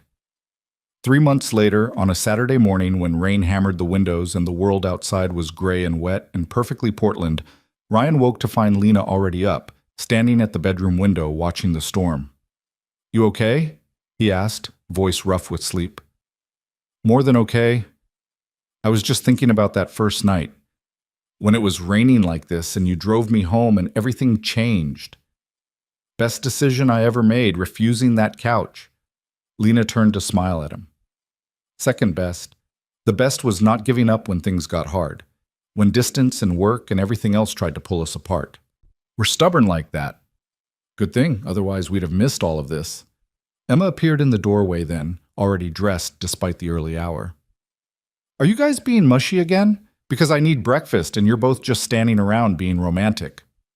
We can multitask, Ryan said, pulling on a robe. Romance and pancakes. It's a gift. They moved downstairs together, this family they'd chosen and built and fought for. While Ryan made pancakes and Emma set the table and Lena started coffee, he thought about the journey that had brought them here. Every choice, every challenge, every moment of courage when the easy option would have been to give up. The rain continued outside, steady and relentless and familiar. But inside it was warm and bright and full of the kind of love that survived distance and doubt and all the ways the world tested whether people really meant it when they said forever. Emma's voice pulled him back to the present. Dad, you're burning the pancakes. Right, sorry. Got distracted. Thinking about Lena again? Actually, I was thinking about all of us. How we got here, how lucky I am. Emma rolled her eyes with the exasperation of someone who'd heard this speech before. We're all lucky. Now make pancakes before we starve. Ryan flipped the slightly burned pancakes and watched Lena laugh at something Emma was showing her on her phone. This was it. This was the life he'd been too afraid to want, the family he'd built from honesty and risk, and the willingness to refuse comfortable half measures in favor of something real. Outside, the rain washed the city clean, the storm that had brought them together echoing through time. But here, in this kitchen full of laughter and warmth, and people who'd chosen each other despite everything, Ryan finally felt steady. The future stretched ahead, full of possibility and promise, and the quiet certainty that came from building something worth keeping. Together, they'd weather whatever storms came next. They'd already proven they could. And that was everything.